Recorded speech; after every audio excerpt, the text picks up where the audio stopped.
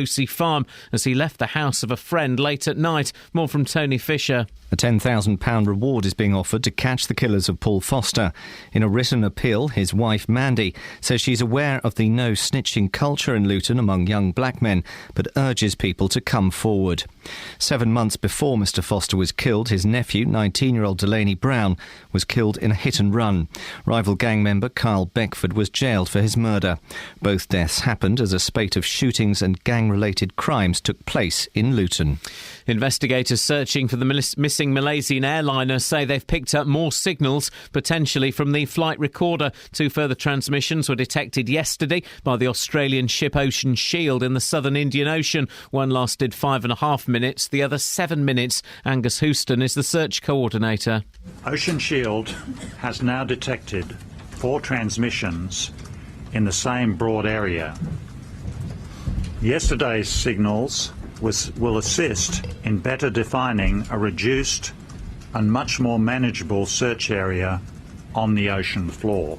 A woman from High Wycombe has died in hospital after a road crash on Monday morning. The 27-year-old driver was involved in a collision near Great Milton in Oxfordshire. She died in hospital in Oxford yesterday. Traders in Hemel Hempstead Old Town, whose businesses are under pressure from overrunning roadworks, are being promised that the High Street will finally reopen by the middle of next week. The £1.3 million project for a one-way system was meant to be completed by October. In sport, Luton Town are just 1 win away from promotion back to the Football League after a 2-0 victory over Tamworth. Ball played in by Howes, kind of lets it go. Going to fall short, it's going to go in! It is in! Cameron McGeehan! Cullen's on his left, Cullen to make it 2! And Cullen makes it 2-0! The Hatters host Braintree on Saturday, but will be champions tomorrow night if Cambridge lose at Woking. In the Championship, Watford beat Leeds 3-0 and Chelsea are through to the Champions League semi-finals after a 2-0 win over Paris Saint-Germain gave them victory on away goals. The weather, sunny this morning, cloudier this afternoon, a maximum temperature 16 degrees Celsius, and you can get the latest news and sport online at bbc.co.uk/3 counties. BBC Three Counties Radio's big tour of beds, hearts and bucks. I like the woodlands at the back. We walk up there all the time, grew up there, playing up there. It's all about where you live. Just come and have a look and I think you'll be drawn in. And all this week, we're featuring Berkhamsted. I love my town. I adore it. I wouldn't swap it for the world. Beautiful town. The big tour of beds, hearts and bucks. BBC Three Counties Radio. I did not know David Dickinson lived there. We'll start the show in a minute. I need a little bit of old Blue Eyes. Come fly with me, let's fly away. If you can use some exotic booze, there's a bar in far Bombay. Come fly with me, let's fly away.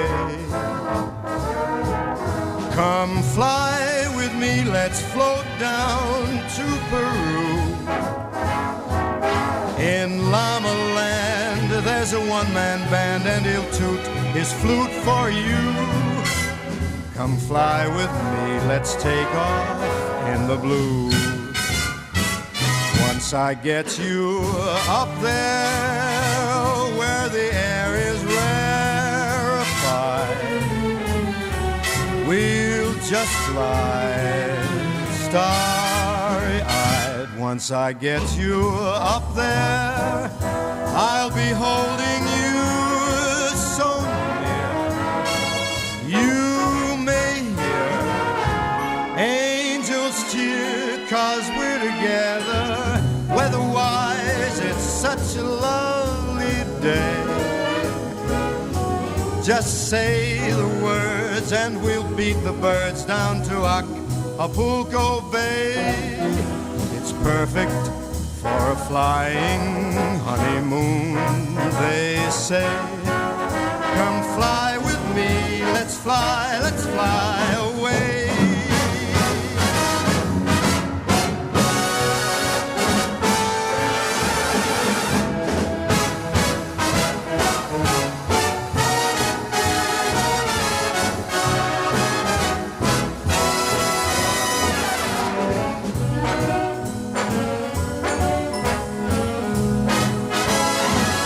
Once I get you up there where the air is rarefied. We'll just glide starry-eyed. Once I get you up there, I'll be holding you so near. You may hear angels cheer, 'cause we're together. Weather-wise, it's such a lovely day. You just say the words and we'll beat the birds down to Acapulco Bay. It's perfect for a flying honeymoon, they say. Come fly with me, let's fly, let's fly. Pack up, let's fly away.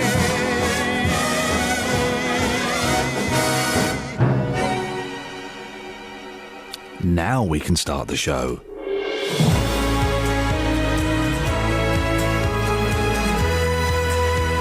I just wasn't I needed a little bit of Old Eyes to sing us some song. And he did. And now I'm ready, and we can do this crazy thing. Morning, Iain Lee, BBC Three Counties Radio. Coming up today, a fresh appeal for witnesses, a wild goose chase for Justin, and 13 tonnes of rubbish and faeces for Bedford. I think Kelly's got some dibs on some of that. If you want to get in touch, well, you can.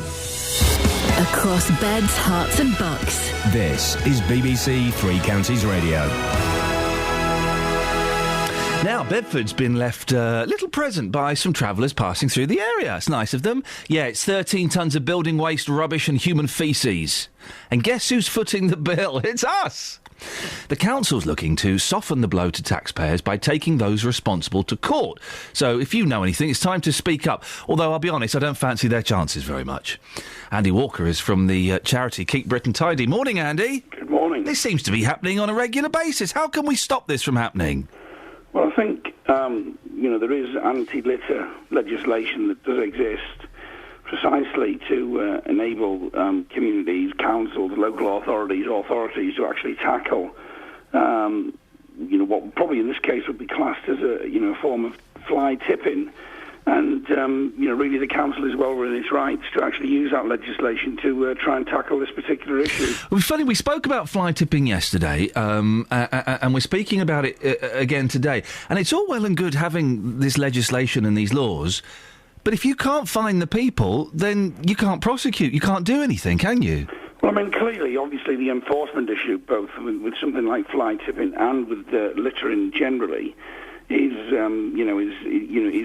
the key thing here, and we know from the work that we do that that's one of the things that exercises the public quite significantly. They see fly tipping, they see littering, but they don't see anyone who's actually been prosecuted for actually doing it. I mean, clearly the council have got an issue in terms of actually proving who's actually done it, because although you might have a strong suspicion why something's happened, you have to catch people in the act. So you either need photographic evidence, video evidence to actually record what people have actually done. But this is a real problem that's actually costing local authorities somewhere in the region of about £75 million a year. That's fly tipping alone. Blimey. And, when you look at it like that and you look at the cuts that local authorities are having to make because of the savings that they're looking to make in terms of the budget, cuts, it's quite a significant amount to be spending on something that's actually illegal. So, what we are seeing, that we find across the country now, is the local authorities are going down the enforcement route much more than what they did. But obviously the challenge, as you correctly identify, is to actually catch people in the act. But you do need that evidence. That's the issue. I'm shocked by that amount of money, Andy. That's an incredible amount of money. Well, if you look at littering across the board, of course, we've calculated that local authorities collectively in England are paying somewhere in the region of £1 billion, to clean up litter. Now, again, that we're talking litter there. We're not talking about the bins. We're talking litter. Stuff that's thoughtlessly and, in most cases, illegally dropped. We're better at litter, aren't we, Andy? I remember the 80s. There was litter everywhere. We're better now, aren't we? I think there's signs are that we are getting better in certain areas, but there are certain types of litter, whether it's dog fouling, chewing gum, cigarette ends, that basically, are almost ever present on our high streets that, people do see, and it really does exercise them quite significantly. So it's a problem that we do actually need to keep on top of, and there's no room for any complacency. And as I say, when you look at the amount that it's actually costing, the question that we would, say to people is, if in your area, we've got things happening like libraries closing down or reduced our services for things like that, and then local authorities are still spending millions on dealing with this problem, it comes down to a simple question. When it comes to litter, where do you stand? Which side of the fence are you on? Are you part of the problem or are you part of the solution? And sometimes people say, enforcement, it's a bit harsh, isn't it? But actually, what we're finding is the public are saying no, they want council to take action on this issue because it's unsightly, it brings the tone of the neighbourhood down, but it also costs a fortune. Litter is one of those things that actually there's quite a few things thinking about it that I get angry about, but it does annoy me because it's an easy problem to solve. You don't put it on the floor. That's it. That's all you've got to do is don't you put it in your pocket or put it in the bin. Well, it's interesting. You mentioned the 80s earlier about we're better than then. We ran a campaign in the 80s where we said the solution to littering is in our hands, literally. Yeah. And you're right. Don't drop it in the first place. But if you do drop it, then there are consequences, and those consequences can include anything from a fixed penalty notice for being caught in the act, or fines of tens of thousands of pounds if you actually repeatedly, engage in things like fly tipping.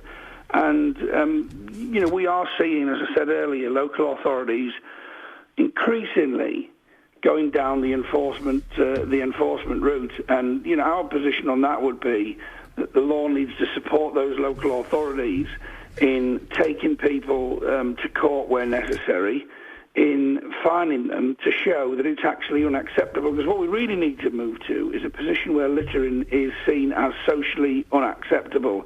And if we get to that point, and the norm is not to drop litter, then, we start to make inroads into what is a significant national problem that is costing an absolute fortune. Andy, I appreciate you coming on at a ridiculous time of the morning. It's an important message, so thank you very much. Andy Walker from Keep Britain Tidy. It does annoy me, litter, because as he says, it's easy for it not to be a problem.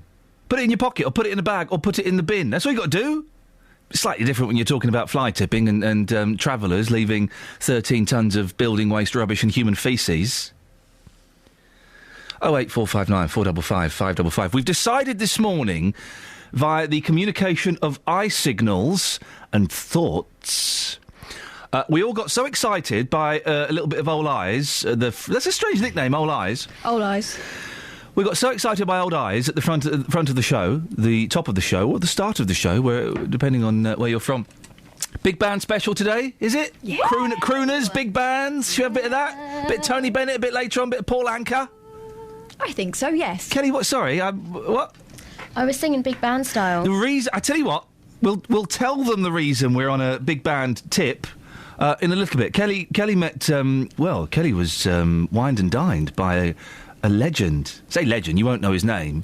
OK, Kelly was wined by a man who has worked with legends. Is that a fair summary of the story about when you met Frank Sinatra's pianist, Iain Gomes?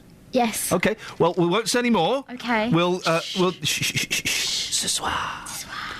We'll tell the story in a little bit, yeah? OK. Travel news for beds, cards and bugs. BBC Three Counties Radio. Good morning. Starting in Welwyn Garden City, as you head away from the centre of town on Bridge Street and onto Valley Road, things looking quite busy as you approach the A1M. Also in St Albans, Sandridge Road, heavy going in both directions around Marshallswick. Major routes all looking good at the moment, everything very quiet on the speed sensors.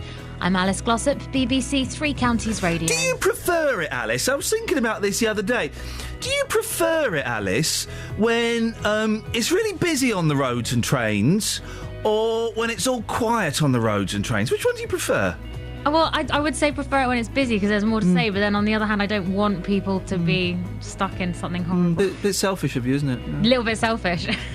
Alice, thanks very much. I think in that 30 seconds we learnt more about Alice Glossop than we've learnt in the last 6 months. You're right, Kath.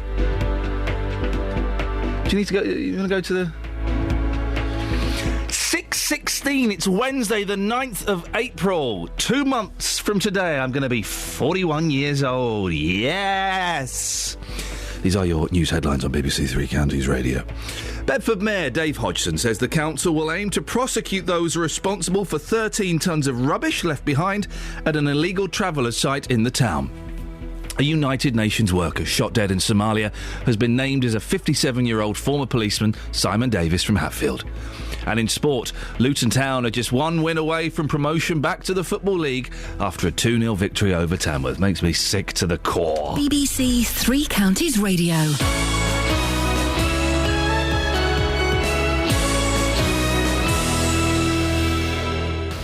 Every weekday morning. The shop didn't want to give me them back, so I went to the shop, paid them a fee to get my cylinders back. The JVS show fights for your rights and tackles your consumer problems. I went to speak to this company and I asked them what had happened. It took me absolutely ages to get through to anyone. If you need our help, email jvsshow@bbc.co.uk. After our last discussion about my cylinders, the governing body showed up at my house on the following day. And we could do the same for you. Thanks, Denise, and for the company for getting her cooker back up and running. Here's your horn. The JVS show, weekday mornings from 9 on BBC Three Counties Radio.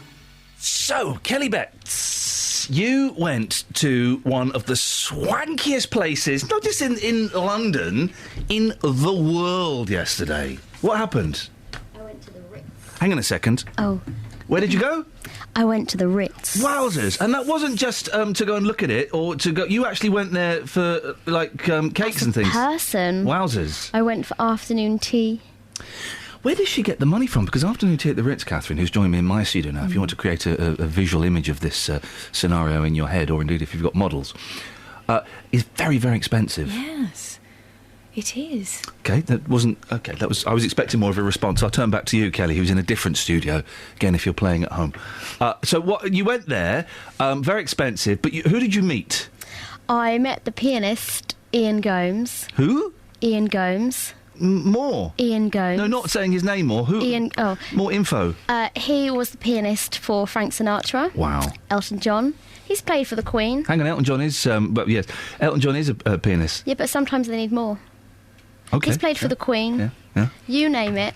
He's played for them. OK. Go on, name it. Yep. Wowzers. I've seen the photos on his website. Yeah. He's even met Todd Carty. Whoa, he's played for Tucker? Jim Davidson. Hey! Paul and Debbie McGee. OK, we should have just stuck with the FS, Old Eyes. But also some, proper stars. Wowzers. And he took you up to his room? No. Now, he must be quite old. He's 70. And he bought you champagne? He does not look a day over 51. He bought you champagne? Yes. And then he took you to someone's room, did he? He gave us a little tour of the Ritz. Wow. It's beautiful there. Yeah, it's the Ritz. It's the Ritz. Yes, it's the Rolls Royce. Ritzier, does it? It's the Rolls Royce of hotels. He showed us to the room, just outside of the room where Margaret Thatcher died. Wow, gosh. Oh. And he told us about the song that he played for her. And he's so interesting. Well, and we're going to play that. We're going to play that song today, now. The very song that Iain Gomes played for Margaret Thatcher. It's this. That's a lie. Should we just go with it? We don't know for sure. You can't, that's true. Let's say it was this.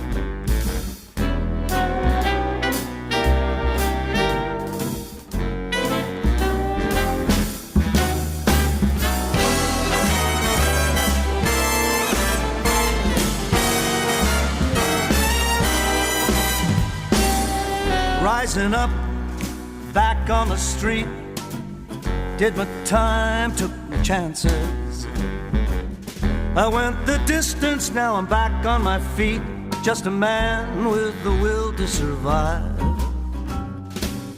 And many times it happened too fast, you change your passion for the glory. Don't lose your grip on dreams of the past. You gotta fight to keep them alive.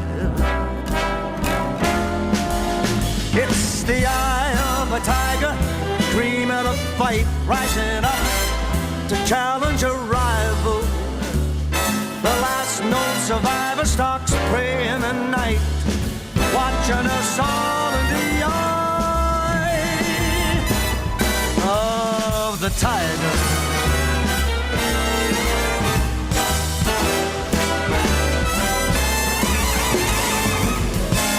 To face out in the night, hanging tough, staying hungry.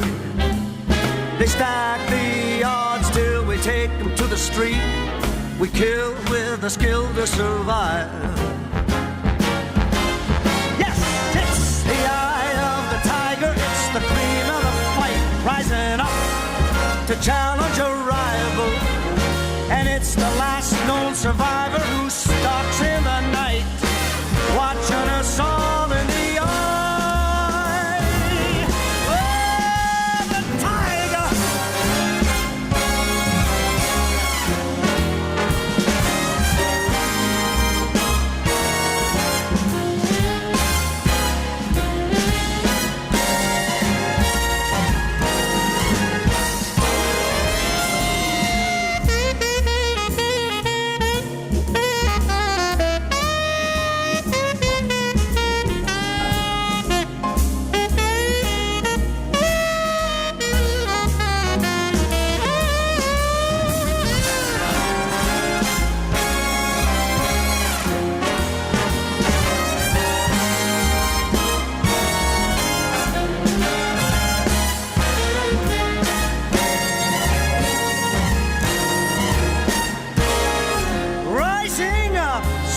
To the top, I got the guts, got the glory.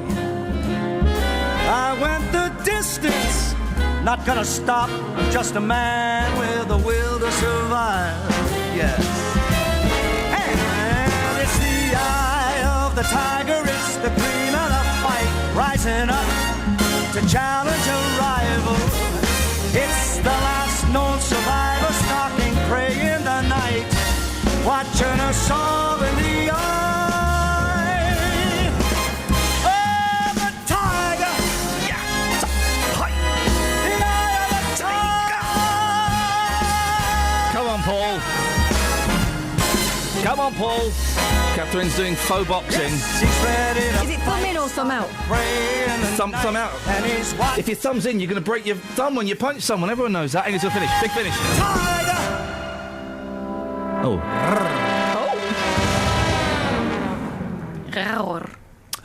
Big Band Special on BBC Three Counties Radio this morning. Thumb out when you punch, otherwise... But then you get a better knobbly knuckle if you've got your thumb in. No, mate, you break your thumb. Everyone knows that. We have Anna's listening to us in a place I'd never heard of, Portlandia. Sounds made up. Oh, welcome to the magical kingdom of Portlandia, where all dreams come true. It's in Oregon, in the United States thereof. Oh, hello. Why would you listen, with the greatest of respect, Anna, why would you listen to this rubbish? Quality. What? Yeah. You're supposed to say, why would you listen to this quality Why would you listen to this quality programme, Anna? 08459 455 555 is the telephone number if you want to give us a call this morning. Across beds, hearts and bucks. This is Iain Lee. BBC Three Counties Radio.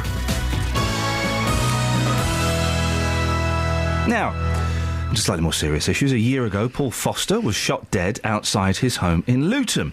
Although any suggested links were played down, his death coincided with a spate of shootings. Do you remember? There was shootings pretty much every week, a gun-related crime, wasn't there?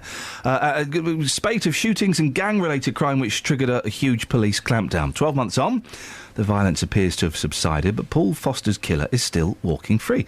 His family are once again appealing for information. Catherine Boyle has been looking into this for us. Catherine, remind us what happened to Paul Foster. Well, Paul Foster was 46. He was married and he had children. He was shot outside a house in Brunel Road in Lewsey Farm just before midnight on Tuesday, April the 9th last last year. He died at the Luton and Dunstable Hospital. It emerged that this was the second violent death in that family. 7 months before Mr Foster died, his nephew, 19-year-old Delaney Brown, was killed in a hit-and-run murder.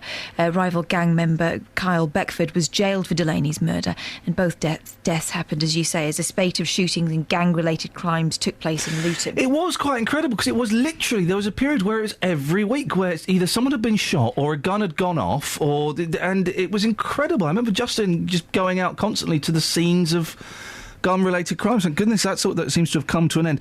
Were there any strong leads for the police to pursue? At the time, Bedfordshire Police said because the shooting happened in a residential street, the local community was left feeling extremely vulnerable. Police had some leads, including a white transit van that was seen in the Brunel Road area, which was thought to be connected to the shooting, and a forensic examination was being carried out on a silver BMW and a silver Vauxhall Corsa found abandoned in the area of the Luton and Dunstable Hospital. But I'm afraid to date nobody's been charged over Mr Foster's death. What has Paul Foster's family been saying? They say that Paul was loving, kind, a compassionate son, husband, father, uncle and friend. Paul's wife Mandy is calling for anyone with information about Paul's death to come forward and help. We've been given a written statement from Mandy. It says, "It deeply saddens me that I'm here today making an appeal 1 year after Paul's death and his murderers have not been brought to justice." Mandy Foster says she's aware that the community that we're living in and the no snitching culture, especially among our young black men. Shortly after the shooting, Paul's father, Neville Foster, spoke of the devastating effect it had had on his family. I can say right now, it is giving us problem mentally. When I spoke to the mother said that the baby is still asking for his father, and he's going to Jamaica to look for his father. Paul is a very loving son. I look to Paul every Christmas to bring gifts for both me and his mother. Everybody loves Paul. Paul is loved by the community. That was Paul's dad, Neville Foster, and you'll be speaking to him in about an hour's time. Mandy Foster, Paul's wife, also refers to what she describes as the ongoing trust issues between our young black men and the police. So she's directing her appeal for help at the young people in the community, as well as their parents. She believes someone must know something. Her statement also refers to individuals who have deliberately chosen to hinder the police in their inquiries, possibly because of a lack of trust. What are Bedfordshire Police saying about this? Well, detectives say they've received some helpful information since the investigation was launched, but not enough evidence to bring a prosecution for what they are describing as an abhorrent crime. The police admit they know that there are a number of people who can provide information in relation to the build-up to this shooting and the events of the night in question. Bedfordshire Police also say that if people have concerns for themselves or their own family, they should talk to officers about the problem. They're also keen to stress that assisting them does not make anyone an informant, adding that until we change this view, we will always find it incredibly difficult to bring those cowards who run around with guns to justice. The police say that Paul Foster's loved ones deserve to see those responsible being brought to justice. And there's a £10,000 reward, isn't there, for information leading to a conviction? That's right. That remains on offer. That's from Crime Stoppers, that reward, charity Crime Stoppers. And I think that first came to light in October, so that's been on offer for a while. Bedfordshire Police are making their customary appeal for information no matter how small, and if anyone is worried about providing details about what happened to the police, then Crime Stoppers is someone they can go to anonymously. The number for that is 0800 555 111. That's 0800 555 111. The Foster family, meanwhile, are urging people not to make this all about the police and the difficulties which they may have encountered with the local force in the past. They want it to just be concentrated on Paul and finding out what happened. There's also a plea that people with information consider Paul's family, especially his children, referring to their anguish, the heartache and the pain, the unanswered questions and the indescribable grief, especially compounded by not knowing how this has happened. Catherine, thank you very much for that. I'll see you for the papers in a little bit. If you want to take part in the newspapers, I tell you what, there's hardly anything in the newspapers at all today. If you want to take part in, I don't know, help us out, 08459 455 555. It's 6:30, BBC Three Counties Radio. Travel news for beds, cards and bugs. BBC Three Counties Radio. On the M25 clockwise, we've got reports one lane is blocked between junction 25 for Enfield and 26 for Waltham Abbey because a lorry's broken down. Then on the speed sensors in Luton, Vauxhall Way is slow in both directions between the Airport Way and Eaton Green Road. Also, Airport Way itself looking heavy as you approach the Kidneywood roundabout heading towards the M1. And again in Dunstable, the A5 northbound quite busy at the moment. Public transport has no reported problems. I'm Alice Glossop, BBC Three Counties Radio. Across beds, hearts and bugs. This is BBC Three Counties Radio.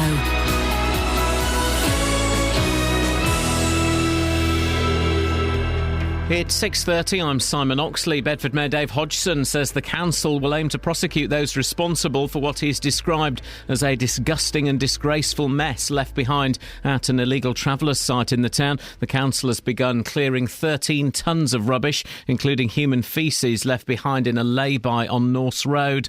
United Nations worker shot dead in Somalia has been named as a 57-year-old former policeman, Simon Davis from Hatfield. And an appeal to find the killers of Luton man Paul Foster is being renewed exactly a year after his death. 46-year-old Mr Foster was shot in Brunel Road in Lucy Farm as he left the house of a friend late at night. Three Counties Sports. BBC Three Counties Radio. Luton Town are just one win away from promotion back to the Football League after a 2-0 victory over Tamworth with goals from Cameron McGeehan and Mark Cullen. The Hatters host Braintree on Saturday, but will be champions tomorrow night if Cambridge lose at Woking. His assistant manager, Terry Harris. I think in an ideal world that would be the case, yeah, because you're at the home.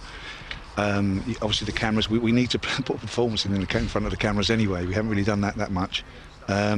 But, we set out at 1st of July last year to win this league, and however it comes. In the Championship, Watford beat Leeds 3-0 with goals from Alman Abdi, Akechi Anya and Troy Deeney. Here's goalkeeping coach Alec Chamberlain. Got a little bit sloppy in the middle of the game, but obviously the third goal killed the game off really, and it was whether or not we were going to go on and get more really, because I have to be honest, didn't think Leeds really threatened us too much tonight. Chelsea are through to the Champions League semi-finals after Demba Ba's late goal gave them a 2-0 win over Paris Saint-Germain. Ba's goal sent Jose Mourinho's side through on away goals. Good guy, good professional, good group man. I'm very happy. And his enthusiasm was fantastic, and he started giving problems to Paris, problems that normally they don't have in their league, because it's a complete different style of approach. I'm so happy that he scored the goal, because the goal means a lot for him and means a lot for the club. Tonight, Manchester United go to Bayern Munich after a 1-1 draw in the first leg. Milton Keynes Dons are now 6 points off the League One playoff places after Peterborough beat Gillingham 2-0. The Dons and Peterborough both have 5 games to play. And a new National Badminton League featuring a team from Milton Keynes is to start later this year. The new league will have 6 teams and games will be played monthly. BBC Three Counties News and Sport. The next full bulletin is at 7. Call 08459 455 555. BBC Three Counties Radio. Big band special. I'm excited about next week. Why? Am I in next week? Yes, for a bit. We're only doing 4 days next week, aren't we? Is that the week when we only do 4 days? Is that the week I'm off? I think I'm off next week. The whole thing? Yeah. Did you just burp? No. I think I'm off next week. I was excited. Well, the reason I was excited is because we were going to play records every day leading up to World Record Day. But I might be off, so that's a shame. So that's a great loss for music. Well, it is. We'll have a week of records. I'll bring in some records every day, and we'll play a record every day. Then on the Friday we'll play 4 records. Oh, that'll be good. It will be good, mate. Is that the response you wanted? Warwick's on the line. Morning, Warwick. Oh, morning, lad. Hey, I'll get it. Not today, Jeffrey. 08459 455 555 is very poor. Very poor indeed. Should we have a little bit of Tony Bennett? Always, yeah. I met Tony Bennett. Well done. No, I met him. I've told this story before, but it's my only Tony Bennett. Not to me, you haven't. I'll do my interested face. Or your sarcastic face. They're similar. I was on a Radio 4 programme with Tony Bennett, Loose Ends, and he was interviewed by... Who was the fella that used to do Loose Ends? Len Bennett. Ned Sherrin. Ned Sherrin. Ed Sheeran. Ned Sherrin. And Ned Sherrin interviewed Tony Bennett, and then when the interview had finished, Tony Bennett, he sat back in his chair, put his hands on his chest, closed his eyes, and he fell asleep. Oh, you have told me that story before. Oh dear. She wined and dined on mulligan stew, never wished for turkey. She hitched and hiked and grifted, too, from Maine to Albuquerque. Alas, she missed the Beaux-Arts ball, and what is twice as sad, she was never at a party where they honored no cad. But social circles spin too fast to see. Oh, Bohemia is the place place to be. She gets too hungry for dinner at 8. She likes the theater but never comes late. She never bothers with people she hates. That's why the lady is a tramp.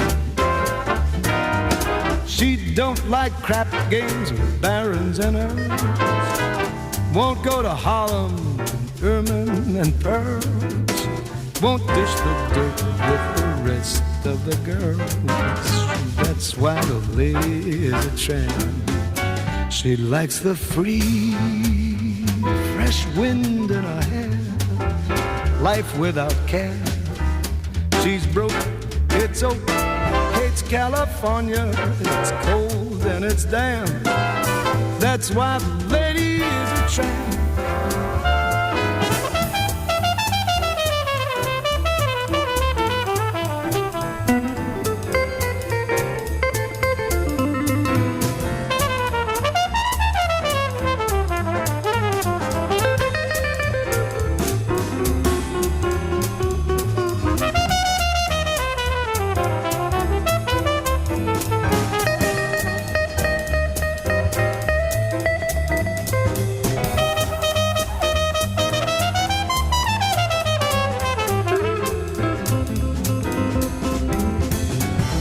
Likes the free, fresh wind in her hair.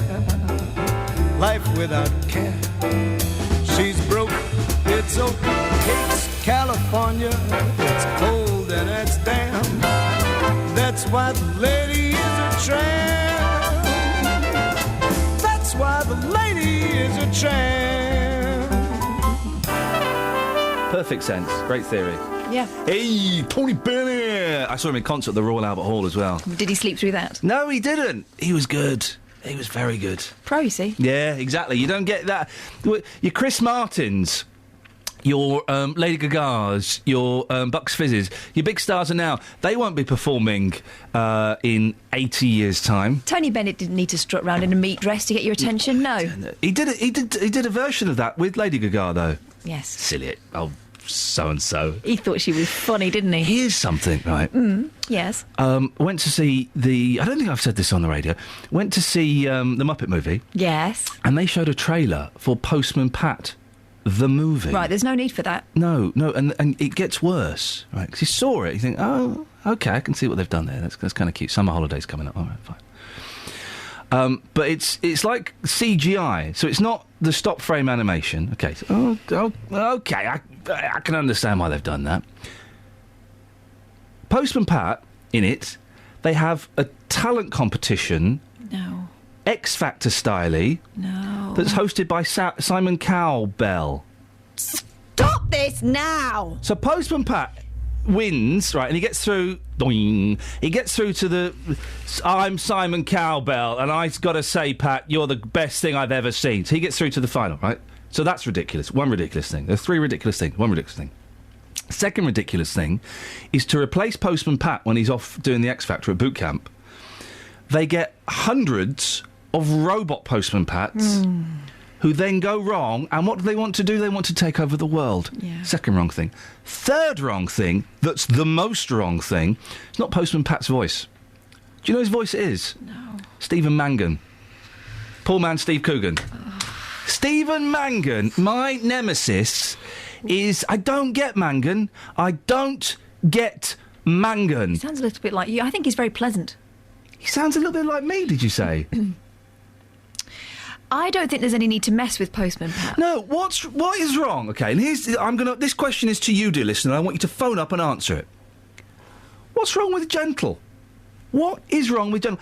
We like Postman Pat because it's gentle. Yes, Postman Pat special delivery service where they gave him a helicopter. That was ridiculous. Stupid. That was stupid. That's when I stopped. That's when I lost faith with Pat. I like Pat Classic, okay? I like Ted Glenn. You know there's a Ted Glenn song as well. Have you heard the Ted Glenn song? Yes. Da-na-na-na, Ted Glenn, da-na-na-na, Ted Glenn, da-na-na-na, Ted Glenn, da-na-na-na. Ted Glenn.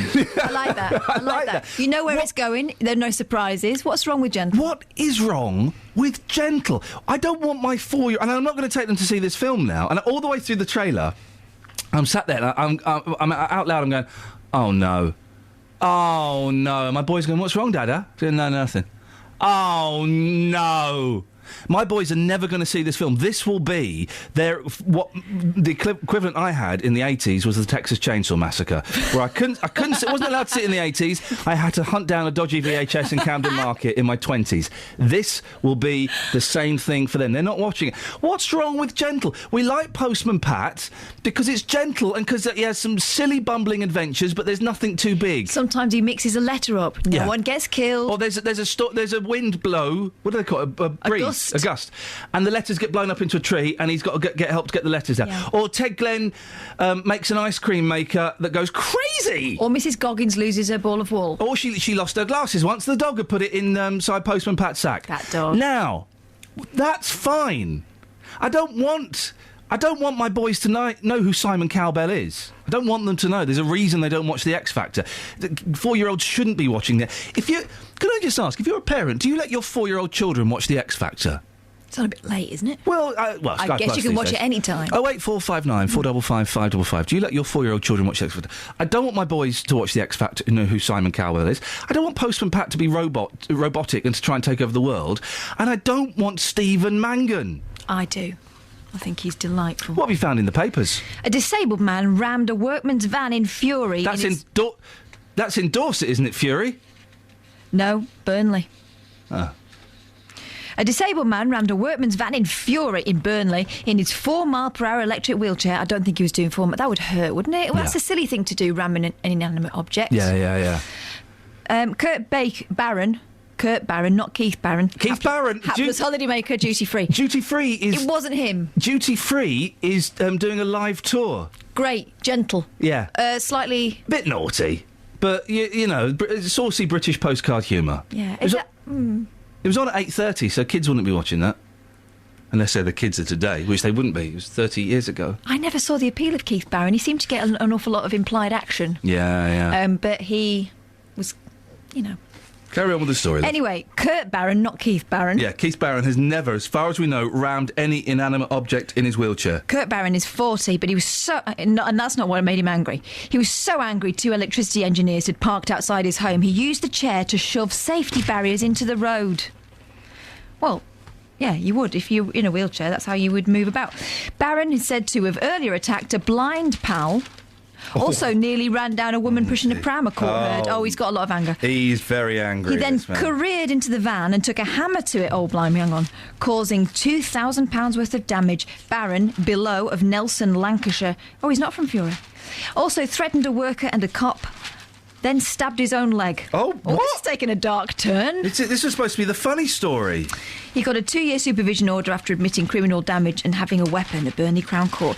I was going to use this to do my I saw someone getting rammed by a wheelchair in Milton Keynes story. Saw someone getting rammed by a wheelchair in Milton Keynes. But to be fair, the wheelchair user had been bibbing quietly behind them for quite some time, but she just became enraged, sped up, and the person in front ended up virtually on her lap. No, you got to be careful. There was an altercation of a verbal nature, and the wheelchair rammer sped off. When I'm pushing my mum in her wheelchair, not the electric, because they're really heavy, but she's in the manual, and people think it's acceptable to kind of like cut in front. Yeah. And then slow down a bit. It's a bit like when you're pushing a pushchair, you become like pedestrian lorry. That's how people see you. Well, those You've got to be cut up. Those people get their ankles clipped. That's all I'm saying. Oh, those really? people get their ankles clipped. I'm trying to find a story about the future of Strictly Come Dancing. I can't find it. Let's have the travel with Alice, and then we'll see if we can dig it out. Because if this story is true, well, here's something for you, dear listener. I'm quitting show business. Oh. Travel news for beds, cards and bugs. BBC Three Counties Radio. The M25 anti-clockwise, heavy going now between junction 25 for Enfield and 26 for Waltham Abbey. On the speed sensors, the A1M southbound is building up around junction 7 for Stevenage. In Harpenden, the High Street busy in both directions around the Station Road, and also in Luton, Vauxhall Way is now slow as you approach Eaton Green Road, and that's away from the Airport Way. Public transport has no reported problems. I'm Alice Glossop, BBC Three Counties Radio. Thank you very much, Alice. 6:45. It's Wednesday, the 9th of April. I'm Iain Lee. These are your headlines on BBC Three Counties Radio. Bedford Mayor Dave Hodgson says the council will aim to prosecute those responsible for 13 tonnes of rubbish left behind at an illegal travellers site in the town. A United Nations worker shot dead in Somalia has been named as a 57-year-old former policeman, Simon Davis from Hatfield. And in sport, Luton Town are just one win away from promotion back to the Football League after a 2-0 victory over Tamworth. That's, you know, I mean... Yeah, and... Beds, Hearts and Bucks weather. BBC Three Counties Radio. Good morning. Well, it's a bright and sunny start to the day, similar to yesterday. Quite chilly out there. Most places got away with it, but some reports of a sparkle or two of grass frost this morning. But it shouldn't last for too long now the sun is up. Now, this sunshine, get out and enjoy it this morning because it's not going to last, I'm afraid. The cloud rolls in as we head through the middle part of the day and into this afternoon. It's predominantly cloudy, the wind a lot lighter than it was yesterday. So it is actually going to be a bit warmer than it was yesterday. We're looking at a maximum of 15, maybe 16 Celsius this afternoon. This evening starts off cloudy, middle part of the night it'll thin and break, we'll get some clear spells. That's going to allow the temperature to drop as the wind a lot lighter as well. So again, they're low single figures, the minimum temperature, another chilly night on the cards. And Thursday is actually looking similar to today. Bright sunny start tomorrow, cloud increasing through the afternoon, but the temperature staying similar, around 15, 16 Celsius. BBC Three Counties Radio's big tour of Beds, Hearts and Bucks. The town is steeped in history. You've got Berkhamsted Castle within the town. Inviting everyone to where you live. A little gem within Hertfordshire, and it's as if it's been picked up from somewhere like the Cotswolds or something and dropped here. And all this week, we're featuring Berkhamsted. I love my town. I love my town. I really love it for the world. If you've got a story everyone should hear about, let us tell them about it. I like St Peter's Church. It's lovely to go and sit in if you want to. Quaint little market town that's really lively and buzzy. The big tour of Beds, Hearts and Bucks. Berkhamsted is a lovely place to live. BBC Three Counties Radio.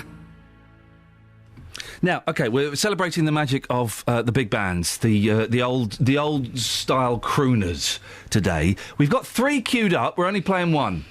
Simple as. So, Kelly Betts. Why are we only playing 1? Because we only play 4 songs an hour. We've got 12 minutes left. Yeah, and we're going to talk for those 12 minutes, and we're going to. These songs are 3 minutes. One of them's 3.5. So, I'm going to let you pick. I think you should play 2. I'm not going to, but I'll let you pick which one we play. I think you should play Dean Martin and then play Ella Fitzgerald. Well, I'm only going to play one of those. Why can't you play both? Because we only play 4 songs an hour. You could play 1 until 6:51, and then you could play another one at 6:56. Pick one, otherwise I pick. This one, Dean Martin. There we go.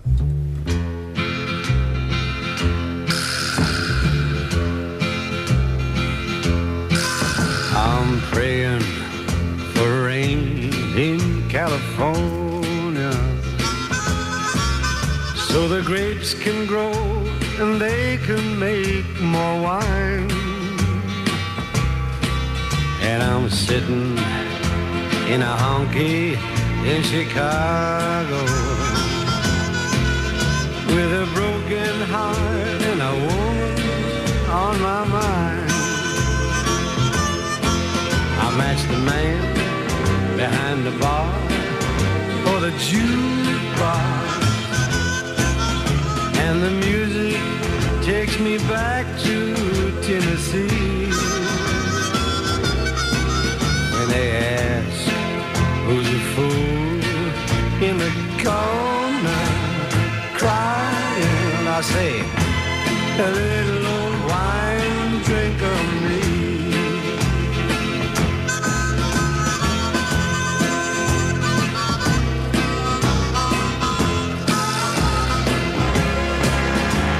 I came here last week from down in Nashville,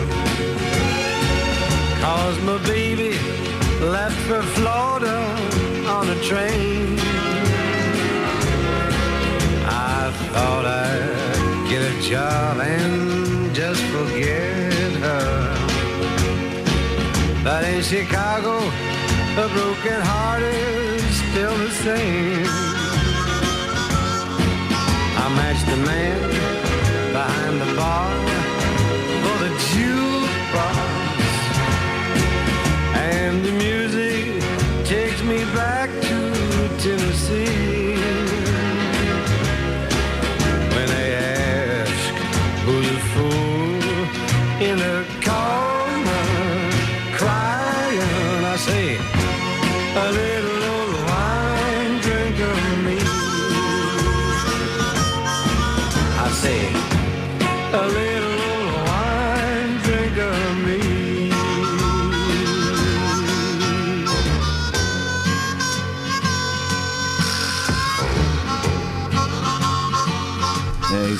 Someone's playing the harmonica, and the what did we say? No, we can't call it the Jew's harp. What do they call it? The mouth harp now. Anyway, this is a story in the newspaper. If this comes true, I don't believe it. If this comes true, and by the way, what's the name of the cowboy who posted on my Facebook page, facebook.com/Iain Lee Official? A cowboy? There was a cowboy who posted a rather snarky, sarky, wacky little comment. That doesn't sound like people who post on Facebook. No, he used to post on Three Counties, and I may have banned him for being an idiot, so he posted on mine. Oh. What's this cowboy's name? He's wearing a cowboy hat in his picture. Peter Harper. Thank Christ, radios have an off button. Well, I went for him. I was bored. 5 posts I did. First one, go away, you silly sausage. Second one, nice cowboy hat, by the way. Third one, and luckily, Facebook has a search feature, so you could take the time to find me and then leave a pointless comment, cowboy. And then, fourthly, because the thing, just to remind you, he said, thank Christ radios have an off button. I wrote, and I'd thank Marconi. Oh. He invented the radio. Oi. Did he respond? No, so my last one is, cowboy, I can do this all day. And he's not responded. So, Peter Harper, if you want to come back and have some bants on the Facebook, then you can. But this news might please Peter Harper, because if this story is true, I'm quitting show business. Right. Strictly Come Dancing, Bruce Forsyth. I don't like people who say Forsyth, it's Forsyth. What do you say? Bruce Forsyth. What do you say, Kelly? Brucey. OK, that's fair enough, good answer. Good answer. What are you doing? Brucey impression. Oh. Anyway, he's off Strictly. Yesterday, people are speculating, is it going to be Anton de Beek, real name, Tony Beek, Anton de Beek, real name, Tony Beek. Is it going to be the lady with the eyes, who was a friend of mine for a while, and then we didn't... lady with the eyes? What's her name? Claudia yep. Winkleman. Won't be her. They won't have 2 chicks doing the show. Chicks. Other people have been named. Today, they've thrown another name into the mix, and if this happens, I'm out of here. I'm walking out of here. Quitting show business. I won't do the thing about standing on the desk in the... That's not going to... But I will quit show business. It's dangerous anyway. It is dangerous, and people complained when I said that last time. Nick Knowles. Oh, God, I heard you from in there.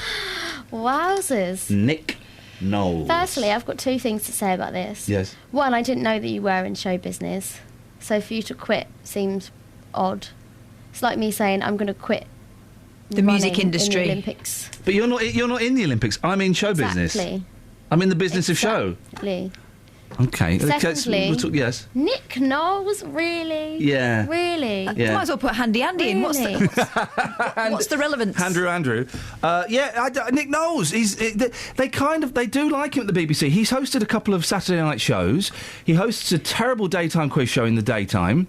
He's kind of my show business nemesis. Oh, another one. Anemone. Apart from Stephen Mangan. Well, but Mangan is not really a nemesis. He's my enemy. Shouldn't we have someone who has dancing experience? Yes. Who could it be? Wayne Sleep. Oh, no. Who else dances? Louis Spence.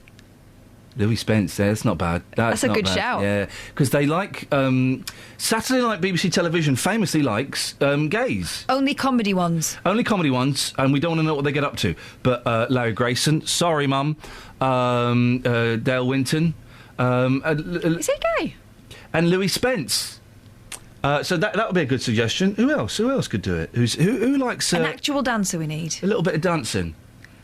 Michael Crawford. He doesn't dance. He does. He bellows! He does. He's very light on his feet. He's not a dancer. He is. Have you not seen Arthur Sixpence? Tommy Steele! Oh, yeah. That wasn't Michael Crawford. in half a sixpence. Cliff Richards. I could see Cliff Richards doing it. Cliff Richards would be really good. Would be good. Who else? 08459 455 555. Who else could host it? I'm trying to think. There's got to be more. Who dances? No one dances. Kevin Bacon. Oh, man. He'll do out. He will. He'll do those terrible adverts, won't he, for a mobile phone company? Kevin Bacon. Yeah, all right. We can go fantasy, can't we? We can go fantasy if you want, Catherine. Let's do that. Oh, you mean about... Oh, no, I meant, famous dancers. Hey, how are them crunches going? Oh, I forgot to do them last night. Yeah, My mum came over. I'll just do a few now. Yeah. No, don't do it now. Please, honestly, I do not want to see that. Oh, God, no. She laying on our front. No. It's hard... Does it only have to go this far, right? That's not... You're just lifting your head. It's a crunch. I can see your belly. Doesn't sound like she's putting any effort in. The thing is, it doesn't sound like it. Look, she's just laughing now on the floor, showing her belly off. That's actually good for your stomach muscles. I can see it. Are you sure there's no time for Ella Fitzgerald? No. Really? Tight like a tiger. There's no time for Ella Fitzgerald. We'll do it next. I'm off next week, Kelly, so I can't play records. I think I'm off next week. Do you know what we could do? What? You could play records. I'm saying records like that because that's how you say it. What other way is there of saying it? Records. Huh? Anyway, you could play them after record day. I will do. Okay. Excuse me. Yeah. Phone in. Oh, yeah. I've got an idea. Go on. 5,000. How much do you dislike Nikki Knowles? 08459 455 555. Apart from the Strictly Come Dancing fantasy host. Yeah. This, an undrivable 55-year-old three-wheel bubble car that spent almost 3 decades rusting away in a barn yesterday sold for £5,500. What? It's the 1959 BMW Isetta 300 went to a British collector. Can we do big man in a small car phone-in? I don't know what that is. Are you a big man in a small car? Call me now. 08459 455 555. That's not really going to take off, is it? I said, would you like one of these bubble cars? You said yes, but I would look silly in it. No, I didn't say that. Oh, that's what I read from what That's what you made up. I said, yeah, it will be funny. Can you imagine me getting out of that car? Yeah, well, that's what I like. Out of a tiny car. If you drive a small car, you become everyone's victim. Victim, okay. Yeah, I was going to say. Yeah. What I would love, and I used to think when people were bearing down on me in my tiny Vauxhall Corsa, I used to think, I wish I was a big man. I wish I was a big man and I could get out of this car. I wasn't. I was a rather small woman. But if you're a big man, do you have any idea what she's talking about? She's done 3 crunches, and the blood and adrenaline has blown her tiny little mind. Are you a big man in a small car? Call me now. Don't worry about it. People have fun with that. Just carry on driving. What's the point of it? People have fun with that. What fun? Because people take the mickey and then you get out of the car and you surprise them by being a big man in a small car. But why? But how does that translate to an interesting... I'm tempted to quit show business now. How does that translate into an interesting phone-in? Car songs, call me now. People love a small car. Yeah, so what? And people love big men. Put them together. Phone's not... Phone in heaven. Oh, goodness sakes. Travel news for beds, cards and bugs. BBC Three Counties Radio. The M25 anti-clockwise very slow now between junction 21 for the M1 and 20 for Kings Langley. The M1 London bound also starting to look busy between junction 10 for Luton and 9 for Redbourne. The A1M southbound busy around junction 7 for Stevenage, and the A1 southbound heavy going between Stirling Corner and the Watford bypass. Public transport has no reported problems. I'm Alice Glossop, BBC Three Counties Radio. Alice, thank you very much. Well, there's an interesting suggestion on Twitter from Rebecca for Strictly Lionel Blair. What do you reckon, Catherine? Did you see what he did in that Big Brother house? Yeah, I saw what a lot of people didn't see as well. Very naughty, man. Very naughty. Here's the news with Simon. Local and vocal across beds, hearts and bucks. This is BBC Three Counties Radio.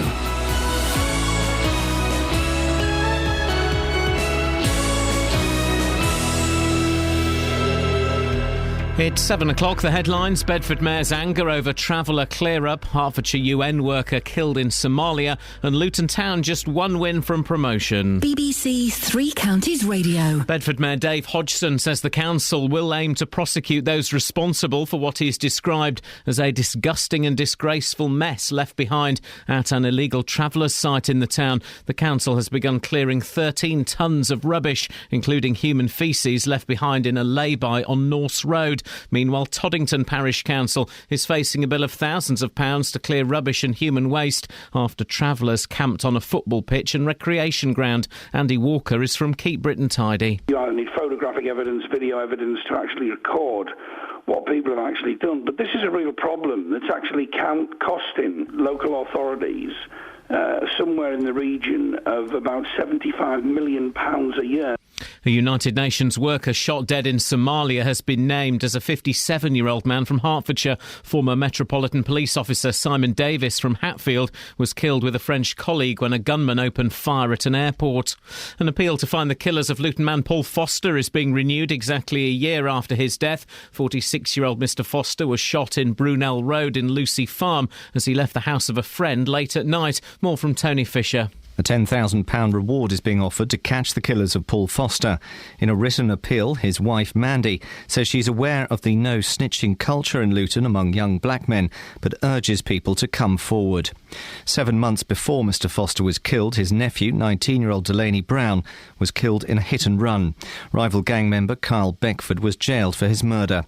Both deaths happened as a spate of shootings and gang-related crimes took place in Luton. Investigators searching for the missing Malaysian airliner say they've picked up more signals, potentially from the flight recorder. 2 further transmissions were detected yesterday by the Australian ship Ocean Shield in the southern Indian Ocean. One lasted 5.5 minutes, the other 7 minutes. A woman from High Wycombe has died in hospital after a road crash on Monday morning. The 27-year-old driver was involved in a collision near Great Milton in Oxfordshire. She died in hospital in Oxford yesterday. Toyota's announced it's recalling more than 6 million cars, including 35,000 in the UK. The company says it's discovered faults that could deactivate airbags, cause seats to move while people were driving, and break steering columns. In sport, Luton Town are just one win away from promotion back to the Football League after a 2-0 victory over Tamworth. Ball played in by Howes, Connor lets it go. Going to fall short, it's going to go in! It is in! Cameron McGeehan! Collins on his left, Colin to make it 2! And Colin makes it 2-0! The Hatters host Braintree on Saturday, but will be champions tomorrow night if Cambridge lose at Woking. In the Championship, Watford beat Leeds 3-0 and Chelsea are through to the Champions League semi-finals after a 2-0 win over Paris Saint-Germain gave them victory on away goals. The weather, sunny this morning but cloudier this afternoon, a maximum temperature 16 degrees Celsius. And you can get the latest news and sport online at bbc.co.uk/3 counties. BBC Three Counties Radio's big tour of beds, hearts and bucks. Walking along the towpath, I love. Canal's lovely, especially this time of year. It's all about where you live. It's attractive, it's friendly, and you would enjoy it. And there's a nice atmosphere, so it's a great community. And all this week, we're featuring Berkhamsted. I think everybody here is very, very lucky indeed. The big tour of beds, hearts and bucks. BBC Three Counties Radio.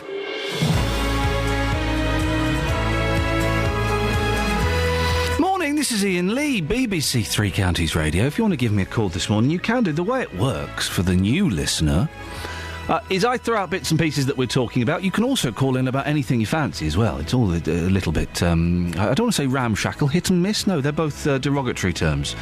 We throw everything against the wall and see what sticks. That's kind of how it works, isn't it, Catherine? Yeah, definitely. I'll have some of that. 08459 455 555. Some of the things we're talking about this morning include a fresh appeal for witnesses, a wild goose chase for Justin Dealey, and 13 tonnes of rubbish and faeces for Bedford. And for some reason, are you a big man in a small car? I don't quite know how that's going to work. I'll let Catherine deal with that if and when we get any calls on it. We won't. Across beds, hearts and bucks. Okay. This is BBC Three Counties Radio. Just explain the setup to me again. Someone just bought a bubble car, a collector, for £5,500. So that's you can't the story. drive it; they just want to own it. That's the story you're pegging it on. What do you want the listeners to say? Well, when I said to you, "Would you buy that?" Yes. You said, "Yeah, it'd be cool. Can you imagine me in it?" And that. No, I didn't say that. Again, you're misquoting me. I said, "Can you imagine me, a tall man, getting out of it?" Yes. That's what I did. Right. Big man, small car. Yes. Are you one? 08459 455 555. They phone up and say yes. Well, right, so let's do it. Okay, I'm a caller. You're the host. Okay.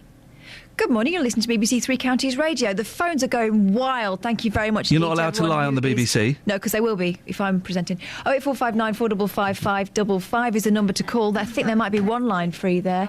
Iain is in the next studio. Iain, what have you got to tell me? Morning, Kath. Hi. Hang on, let's do this properly. Hang on a second. I'm going to phone you up. Hang on.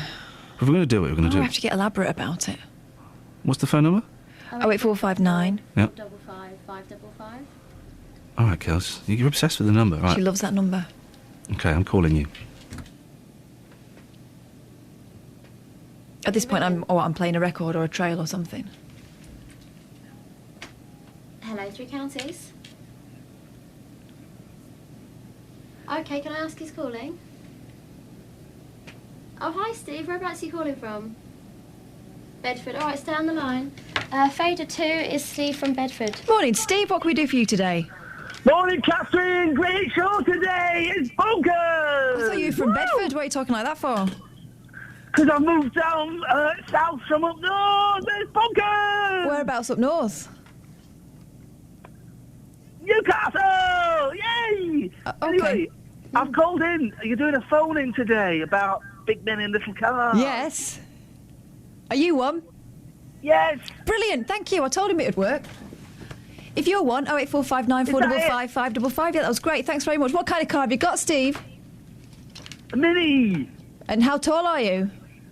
6'2". Congratulations, you're a big man in a small car. See, that's Did how I it win works. £5? No, what you win is bragging rights. You see, Catherine? It's not really working. I think it will be brilliant. There's no. I think it's got legs. It's great. All right. Well, I'm going to talk to Steve on the line. Hello, Steve. Oh, he's been cut off. That's disappointing. It just don't work, Catherine. We'll see about that. And we've had no phone calls about it. They're trying to unfurl themselves from the car. Okay. 08459 455 555. Are you a big man in a small car? Now, on to slightly more serious issues, if you don't mind. 13 tonnes of rubbish left behind by travellers in Bedford is now having to be cleared up at the taxpayers' expense. The waste, which included rubble, window frames, slate tiles and a significant amount of human faeces, was left in a lay-by off Norse Road last week. Toddington Parish Council is also looking at spending thousands to clear rubbish and human waste after travellers invaded their local football pitch and recreation ground. Justin's been talking to people there this morning. Morning, Just. Hello, Ian.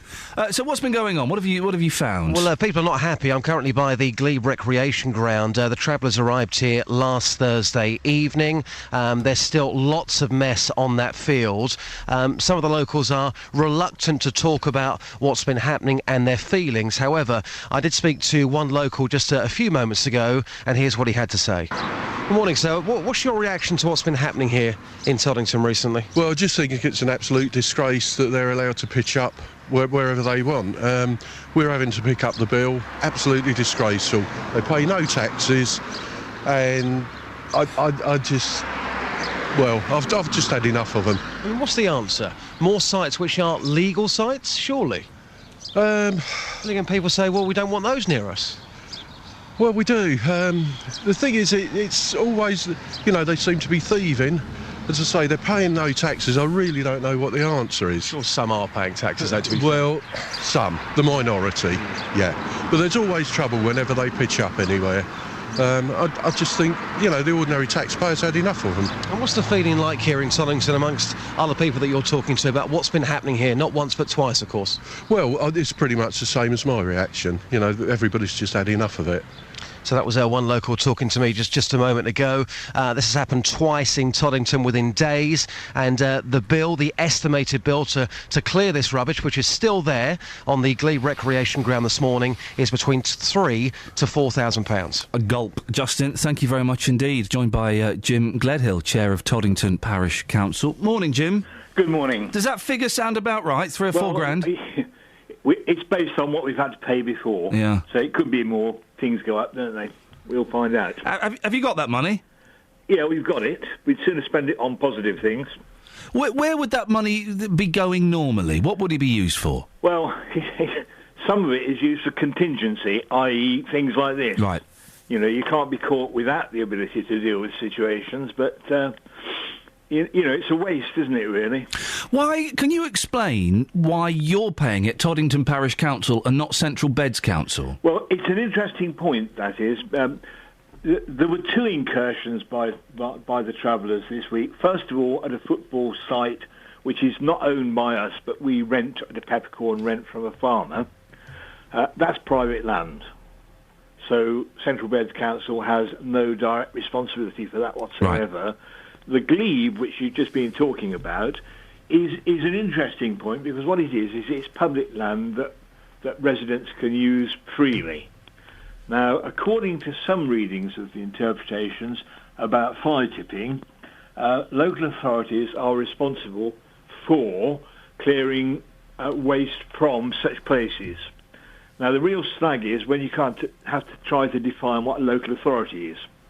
Because Toddington Parish Council is a local authority, Central Beds Council is a local authority, and I'm waiting to have discussions with their waste manager to find out what he thinks is the responsibility, and I'll be doing that later on this morning. Oh, well, look, let us know how that goes. Yeah, I will do. To be fair to them, they are very helpful and cooperative. We've had this problem, I think this is the 3rd time in about 5 years now, and they do ensure that we use the same contractors that they do and get favourable rates. Right, OK. So they're doing mates rates, which is something.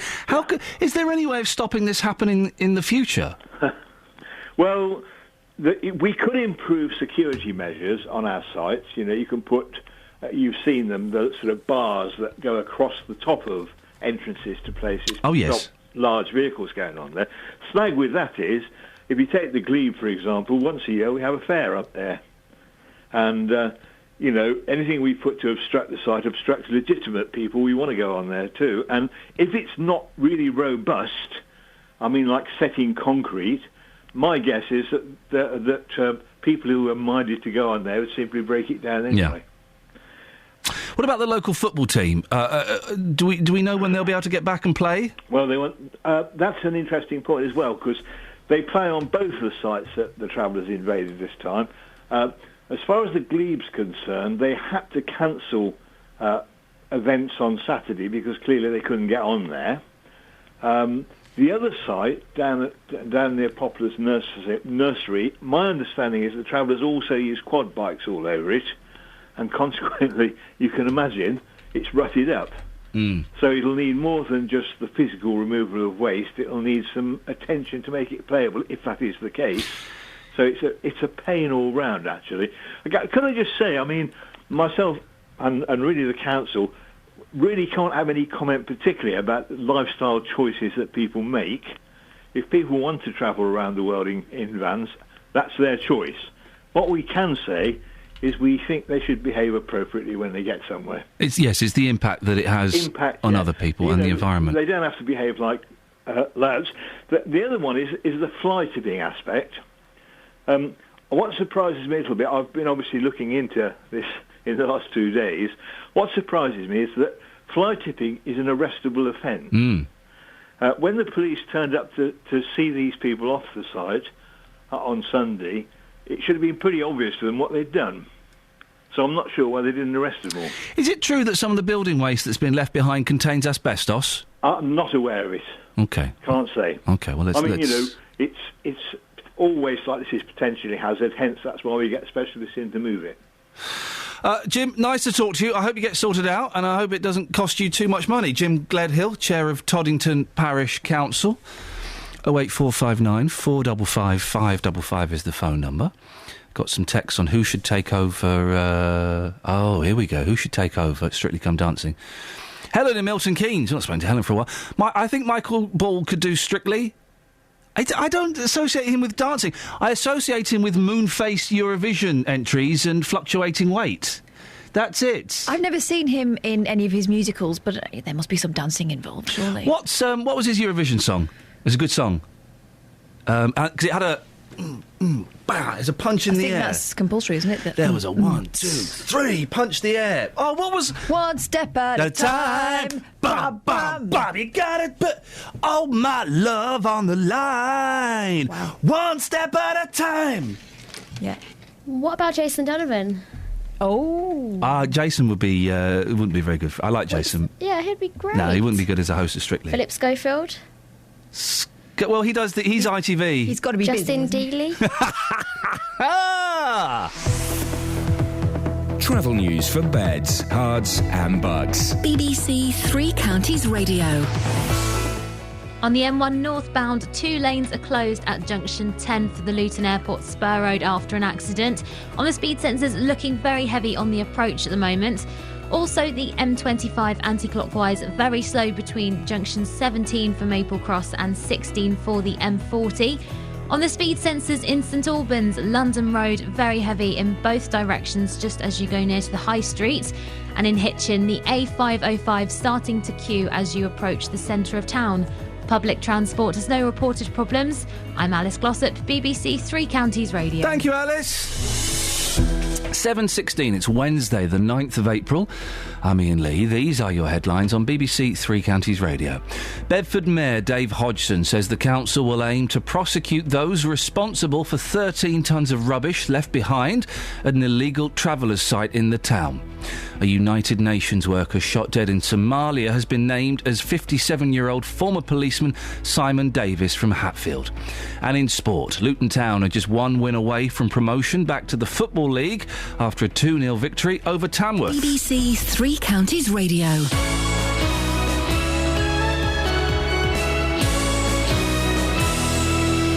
Every weekday from 3, Roberto Perrone. You've told 580 gags in 1 hour. Can I test you for 1 minute? I spent the whole year trying to get into classical music. It took the 4 seasons. Weekdays from 3. We heard from Neil earlier on. He claims he was discriminated against and asked to leave a pub because he injected himself in public in full view. Insulin keeps my son alive, OK? If he doesn't inject, he'll die. Roberto Perrone. And I just thank you for the services that you do on here to help people like myself. Weekdays from 3 on BBC Three Counties Radio. Across beds, hearts and bucks. This is Iain Lee. BBC Three Counties Radio.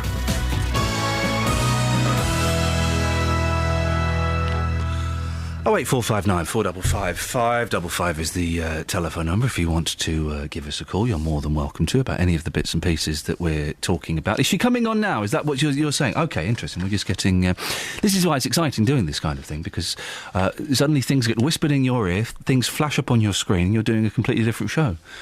Isn't that exciting? Well, you may remember a while ago we spoke to a mum from Bedfordshire who was very worried about the length of time it was taking for Bedford Hospital to help her sick baby. The mum was Kirsty Abrahams, and her baby at the time was 7 weeks old, and she was called Isabel. Well, Kirsty is back on the line now. Morning, Kirsty. Morning. Just remind us what the problem was with Isabel and why you were unhappy. Well, she couldn't poo. She was really, really struggling. We kept going back to Bedford and they just kept saying she was constipated and sending us home. Now, since I got in contact with you guys and spoke to Joanne, if you remember, from Mother's Instinct. Yes, of course. Yes, Joanne Hughes, yeah. Yeah, she's been an absolute diamond and she's got us so far that we actually went to Addenbrooke's yesterday and my little girl had a biopsy done. Yeah, oh, fantastic, because this is what you've been asking for ages. Yes. She's had it done and we get the results by the end of this week, so we'll actually know whether it is Hirschsprung's or not. Well, because lots of people phoned in saying it was this Hirschsprung's condition that I'd never heard of, but it turns out lots of people are aware of it or have it or know someone who has it, and they all kind of seem to suggest it was that. And your problem was that the hospital you were at, they didn't seem to be doing anything, and they were kind of giving her laxatives. It was like they didn't care. Well, I'm glad that Joanne Hughes from Mother's Instinct has been able to move things along, and Adam Brooks seemed to be... I can't rate her enough. Yeah. She's been amazing. Well, it seems that things are moving on. So you get the results this week, do you? Yes, they said it'd take a couple of days, so we could have them by tomorrow or Friday. Hey, fantastic. Well, listen, maybe you can give us a little call and let us know what it shows and what the next steps are for you and Isabel. I will definitely. How is Isabel? Is she all right? She's still grumpy every now and again, but Yep. she's getting there. Yeah, that's kids. Get used to that, I'm afraid. No matter if they're ill or not, they're still grumpy. Kirsty, lovely to hear from you. I wish you the very best of luck. All right, lovely. Thank Speak to you soon. There we go. Well, that's progress of sorts, isn't it? Absolutely. She's a step closer to finding out what's going on. Well done for her. Excellent work indeed. Call 08459 455 555. BBC Three Counties Radio. Now, story we've covered quite a bit on here. It's a year since Paul Foster was shot dead in Luton, but his killer has never been caught. Paul's death came 7 months after the hit-and-run murder of his nephew, Delaney Brown, and coincided with a spate of shootings and gang-related crime in Luton. Well, 12 months on, the violence has subsided, and the Foster family hope someone may feel able to come forward with information about what happened to Paul. Well, Paul Foster's dad, Neville, joins me on the line now. Morning, Neville. Good morning. Tell me about Paul. What was he like? Well, good morning. It's a long, painful year since I killed my son, Paul. And at the moment, we're going through a stressful time with my wife. And I would love to someone who know any information who shot my son, Paul, to come forward to the nearest police station and give information what they want to know. And there's a £12,000 reward to anyone can help us with the information who shot Paul. I can't even begin to imagine how tough this year's been for you, Neville. It is very, very shocking because at the moment I have to have care for my wife 3 times a day. And from Paul gets shot, she takes sick and gone to dementia, and is very, very shocked to the family and to both Paul's children as well. So I'm asking the public if there's anyone who have any information, please go to the nearest police station and tell them what you know. It is very, very private. No one going to let you down. Why do you think, Neville, someone knows something? Why do you think no one has come forward with information so far? Well, that's the problem. You know, somebody covering up and somebody know the truth and just don't want to speak up. Why don't they want to speak up, do you think? Are they scared? Do they not want to be seen as a grass? What reasons do you think there could be? Well, it's two things about it. They are scared or they think about their graph. But there's nothing to hide, nothing. The police will not let you down. Let anyone down who have this vital information. It is very vital information, both for the police, both for the public, and both for myself and my family. Young people and young black people, we often hear mistrust the police. Do you think that might be playing a part in it? There's a big part of it. Neville, how tough has this year been for you and your wife? As I said, it is not... My wife at the moment now, he don't know anything what's going on, you understand me, from Paul to get shot. And it is, as I say, it's a very painful thing right now for myself. Because everything I have to do for my wife, and I have to get people to come in to help her to do things because her memory is gone. And sorry, Neville, are you saying that is possibly an after effect of the shooting, that this has made her poorly? Yeah, this is it. Yeah. Correct, yeah. This is part of Paul's death. Bring my wife to this. I'm sorry to hear that. He had a little girl as well, didn't he? How old is his little girl? 2 years and 2 years and around 3 months now, and she's still asking for his father. Oh dear.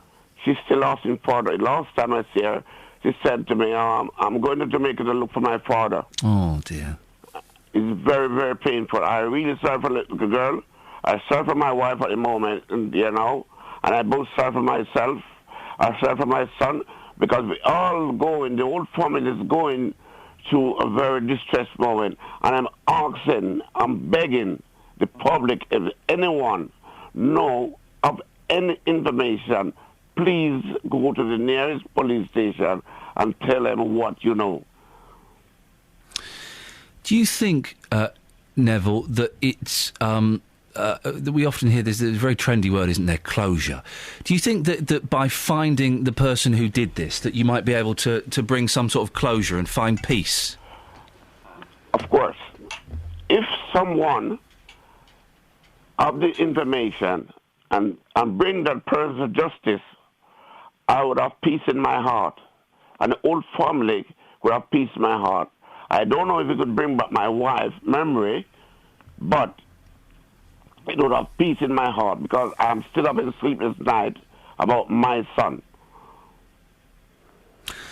Paul, it's Neville, I apologise. It's quite possible that someone who knows who killed Paul is listening to this show right now. What would you say to them?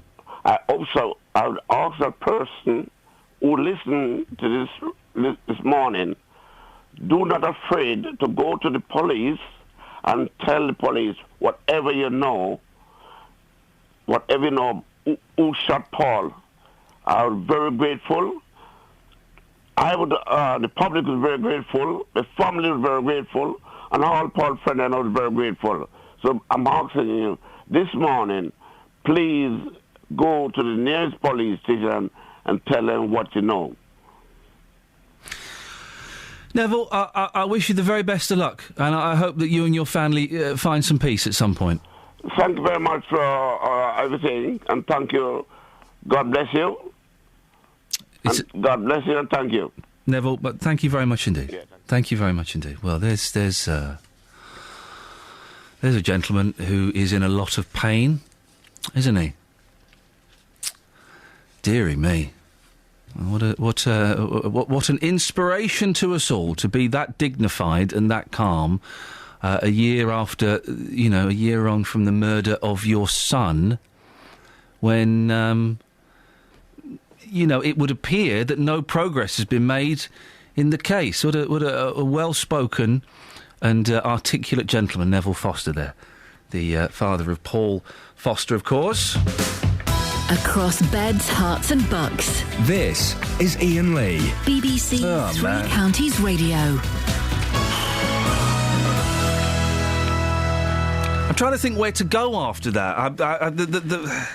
Okay, well, I'm going to do it. I hope this doesn't sound insensitive. The thing that's fallen open in front of me is page 13 of The Sun, and it's an idiot. And I it's the kind of the show we do. You go from one extreme to the other. So I'm going to do the idiot, and I hope that no one thinks I'm being insensitive. We had the girl, didn't we, last week, who climbed down a drain to get her phone. Presumably with her feet. And also, let's say what we were all thinking, but we didn't say at the time. She was very big busted. There was no way those bad boys were going to fit through that drain. They weren't going to fit through that drain. She was going to stop just below there. Did she think she was going to get down and be able to crouch down? How much room does she think is... Well, there's another plum. Oh, no. Sean Dibsdale. Dibsy! 2 paramedics, 4 firefighters, all to free one red-faced teen in full swing. So you go to the parks, right? You'll know this if you're a parent. There's there's the big boy swings, the big girl swings, where it's just a swing, as we know. It's a plastic thing, plastic seat with chains, okay? Then there's the swings for the babies and the toddlers. Yeah, with the bumpers on. The little bumpers. So it's a seat. It's a little seat, and you kind of you've got to get them in, and you've got to pull their legs through, and you get one leg in, and they pull the other one out.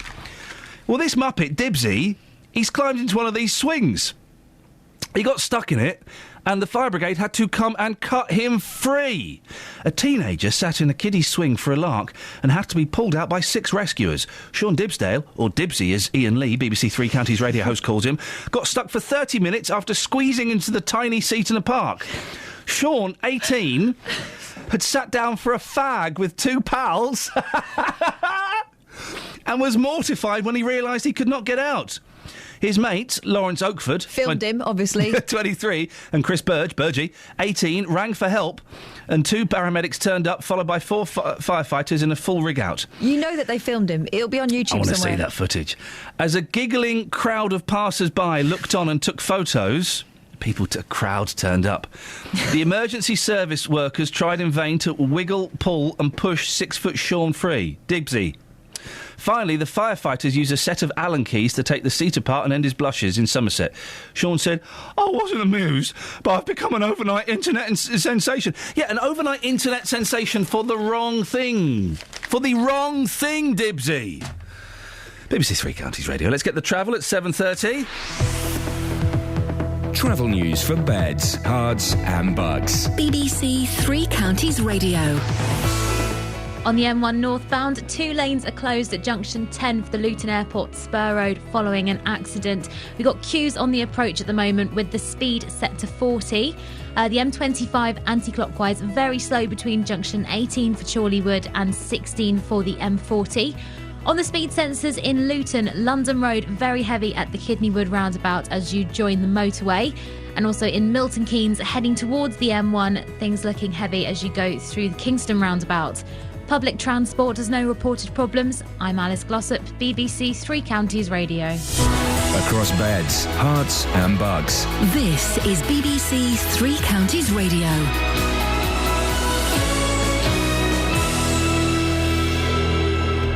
With the headlines, I'm Simon Oxley. Bedford Mayor Dave Hodgson says the council will aim to prosecute those responsible for what is described as a disgusting and disgraceful mess left behind at an illegal travellers' site in the town. In the last few minutes, Downing Street has confirmed that the Culture Secretary Maria Miller has resigned. Calls for Mrs Miller to leave her job because of her expenses claims have been growing for more than a week. A United Nations worker shot dead in Somalia has been named as 57-year-old former policeman Simon Davis from Hatfield. And an appeal to find the killers of Luton man Paul Foster is being renewed exactly a year after his death. 46-year-old Mr Foster was shot in Brunel Road in Lucy Farm as he left the house of a friend late at night. Three Counties Sports. BBC Three Counties Radio. Luton Town are just 1 win away from promotion back to the Football League after a 2-0 victory over Tamworth with goals from Cameron McGeehan and Mark Cullen. The Hatters host Braintree on Saturday, but will be champions tomorrow night if Cambridge lose at Woking. Here's assistant manager Terry Harris. The professional in me says, until it's mathematically sure that we can't get caught, I have to err on the side of caution. But, it would be fantastic if we could win the championship here in front of our own fans. In the Championship, Watford beat Leeds 3-0 with goals from Alman Abdi, Akechi Anya and Troy Deeney. Goalkeeping coach Alec Chamberlain was delighted with Deeney's record-breaking efforts. Yeah, he's been on fire, and I think, the confidence that goal-scoring comes, it's all for all to see, really. So I'm sure he can't wait for the next game to come now and see if he can add to his total, keep adding to it. Chelsea are through to the Champions League semi-finals after Demba Ba's late goal gave them a 2-0 win over Paris Saint-Germain. Ba's goal sent Jose Mourinho's side through on away goals. Good guy, good professional, good group man. I'm very happy. And his enthusiasm was fantastic, and he started giving problems to Paris, problems that normally they don't have in their league, because it's a complete different style of approach. I'm so happy that he scored the goal, because the goal means a lot for him and means a lot for the club. Tonight, Manchester United go to Bayern Munich after a 1-1 draw in the first leg. Milton Keynes Dons are now 6 points off the League One playoff places after Peterborough beat Gillingham 2-0. The Dons and Peterborough both have 5 games to play. And a new National Badminton League featuring a team from Milton Keynes is to start later this year. The new league will have 6 teams and games will be played monthly. BBC Three Counties News and Sport. The next full bulletin is at 8. Call 08459 455 555. BBC Three Counties Radio. This Maria Miller, thing makes me uncomfortable. I'll tell you why it makes me uncomfortable. Not because of people exploiting the expenses system, not because of the witch hunt, not because the way that she may or may not have withheld information, not because her aide may or may not have implied bullying on the telephone. It's because everyone calls her Mrs. Miller. And I instantly think, I'm old enough to remember Mrs. Mills, the pianist. So I'm constantly thinking that Mrs. Mills has been asked to resign. The old lady, you don't... You give me a blank look. No. You Is don't that know Hinge Mrs. and Bracket? No, it's not Hinge and Bracket. They had their own TV series, didn't they? Yeah, Hinge and they Bracket. did. They were men, weren't they? What? Oh, Mrs. Mills. Well, I need your help on this because I'm only kind of vaguely there. She was around. She was big about the same time as the Beatles, and if I remember correctly, she was like an old woman that played really bad kind of sort of barroom piano. No, you're thinking Les Dawson. No. But they would put on, like, party noises. You used to be able to buy this. This is true, OK? You used to be able to buy... If you know Mrs. Mills's 08459 455 555, you used to be able to buy party albums. And so what a party album was, it was songs, like party songs, but with... in the people in the background, woo! People having good times. People having a good time. And so you'd put that on at the party. The 70s was so nuts.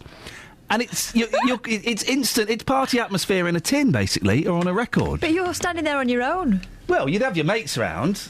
Wow. But if you remember those records, 08459 455 555. In fact, I'm going to try and I'll try and find one on eBay and bring it in. But also Mrs. Mills. Have I got this right? She was like an old lady who played like sort of old piano music, like pop songs, but like honky tonk.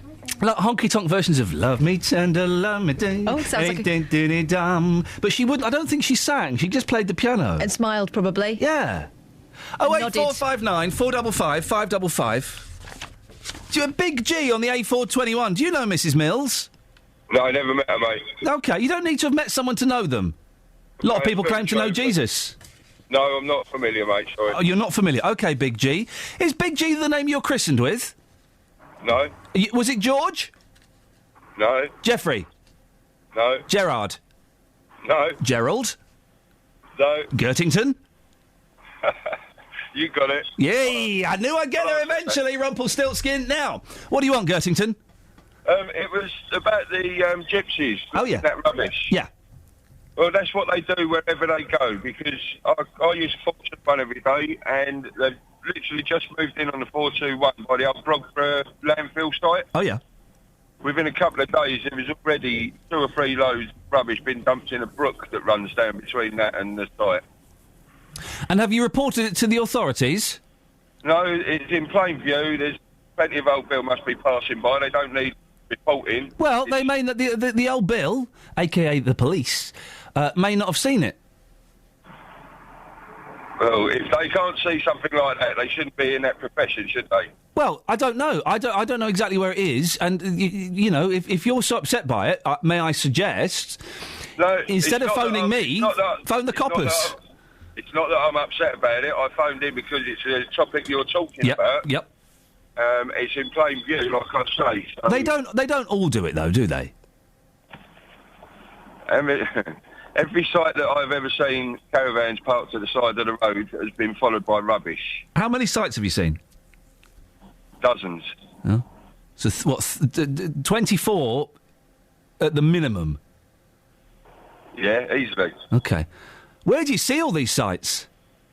They pop up wherever there's a spare bit of land, which is why whenever the council have a bit of land that they don't want the gypsies to get onto, they pile loads of earth in front of it, which is obviously at the expense of the taxpayer to put it there in the first place and then to clear it when they want to do something with the land. So we're paying through the nose to try and stop them getting onto these plots of land.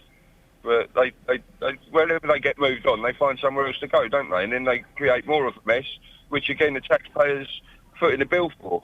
And the thing that bothers me, it's only was it yesterday or the day before you were talking about the people dumping rubbish, and then if they can trace it back to a household, that person gets fined. Yes.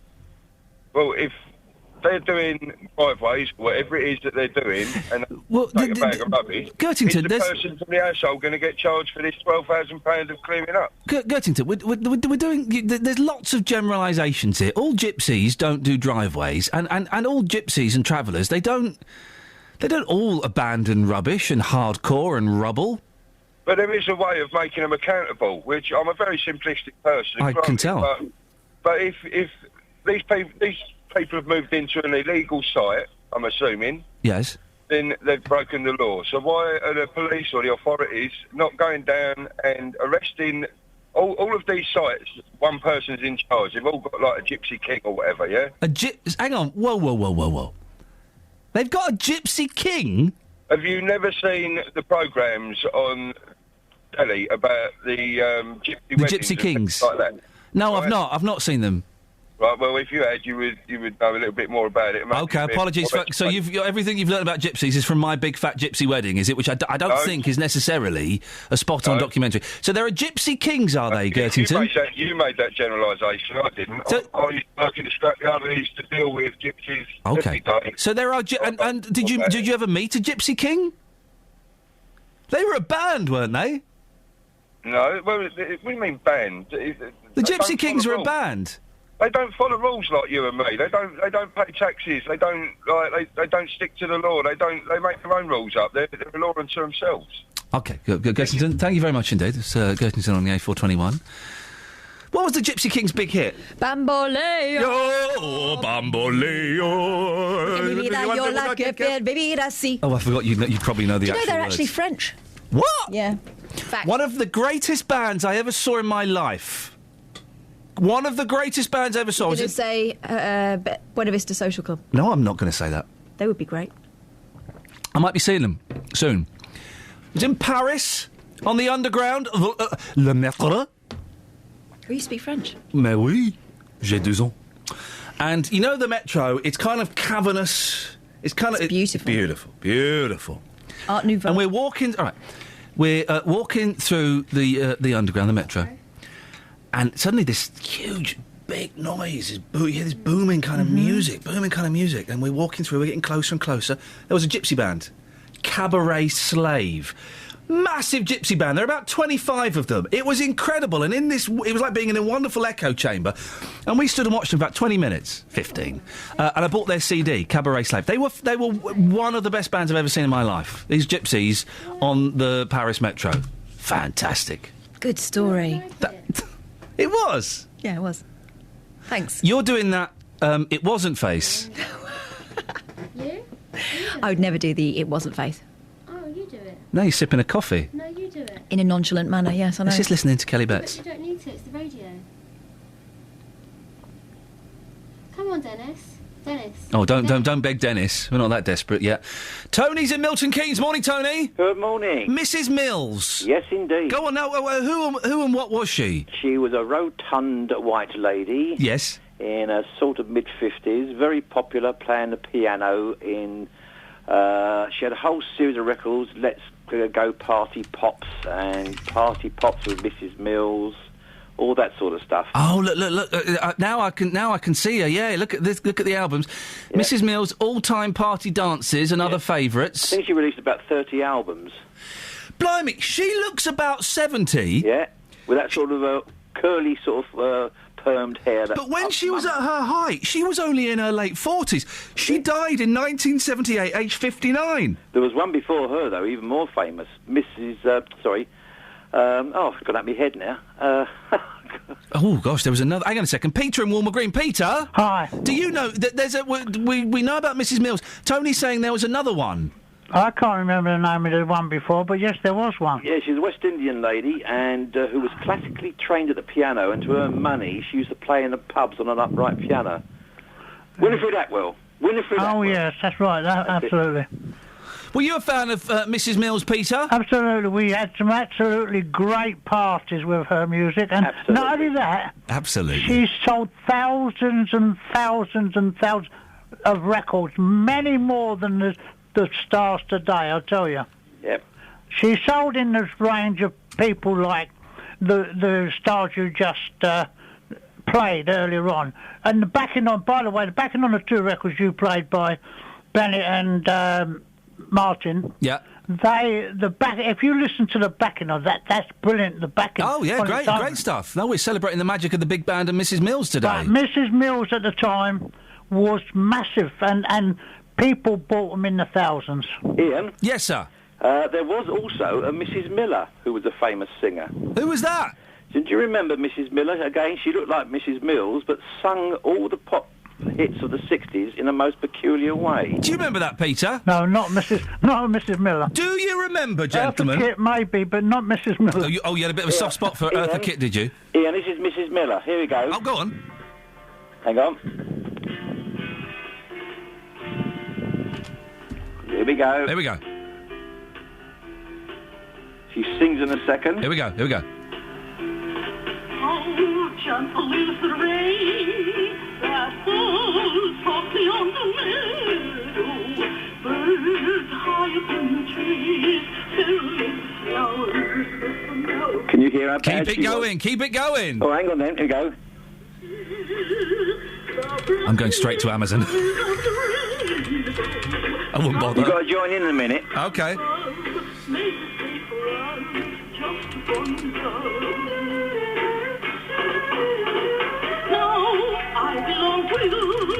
Flip it.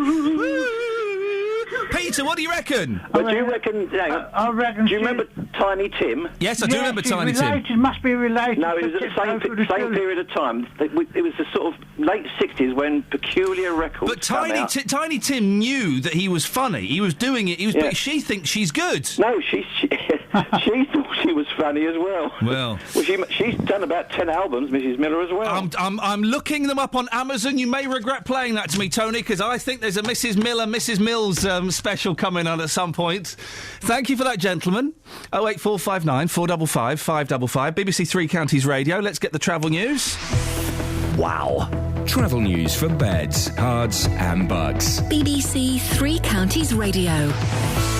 The M1 northbound heavy after an earlier accident at junction 10 for the Luton Airport Spur Road, but all lanes have now been reopened.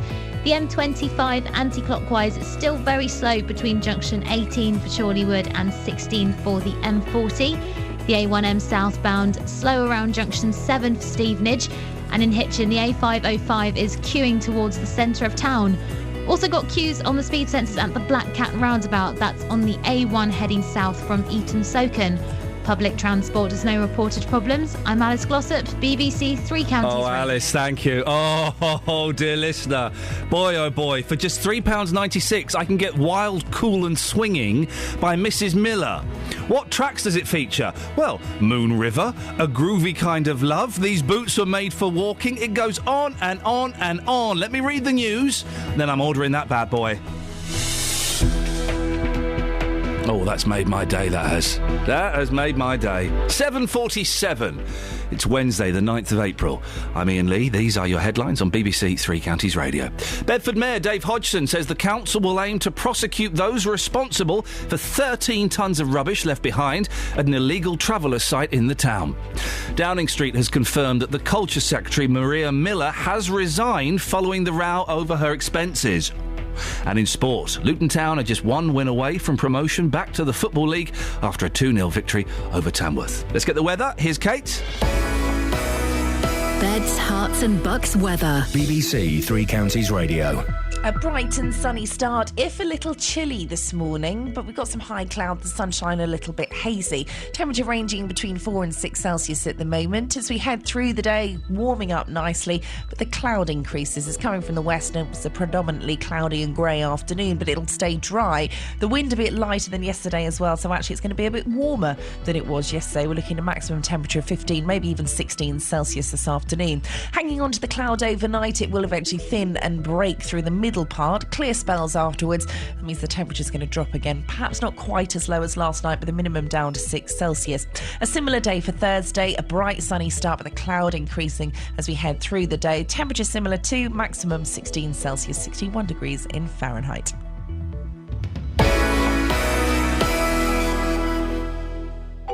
Every weekday morning from 9. Good morning, welcome to the JVS show. Your local stories. Have you had to rebuild your life after being a victim of crime? Do you think it's inhumane to keep people in prison for life? Do you think that immigration needs to stop? Your local life. Why do 70% of this country feel immigration is wrong? We've actually got an open doors policy. I am just so angry listening to some of them people. What the government are doing, they'll start introducing American-type sentencing, like 200 years in prison. The JVS show. British people are not xenophobic. Weekday mornings from 9 on BBC Three Counties Radio. 08459 455 555. Can I, Justin Daly's joined me in the studio, and we want to talk about something quite serious in a second. But before that, you're a fan of music. You do a music show Saturday mornings, 9 till 12. 9 till 12, yes. Were you aware of Mrs. Miller? No, but I'm kind of glad that I wasn't aware of Mrs. Miller. You will be aware. I've just ordered a CD. It's coming from Canada, so it may take a while. I've also just ordered Mrs. Mills, the pianist. Okay. So we're going to have some cracking music coming up over the next few weeks. Cracking?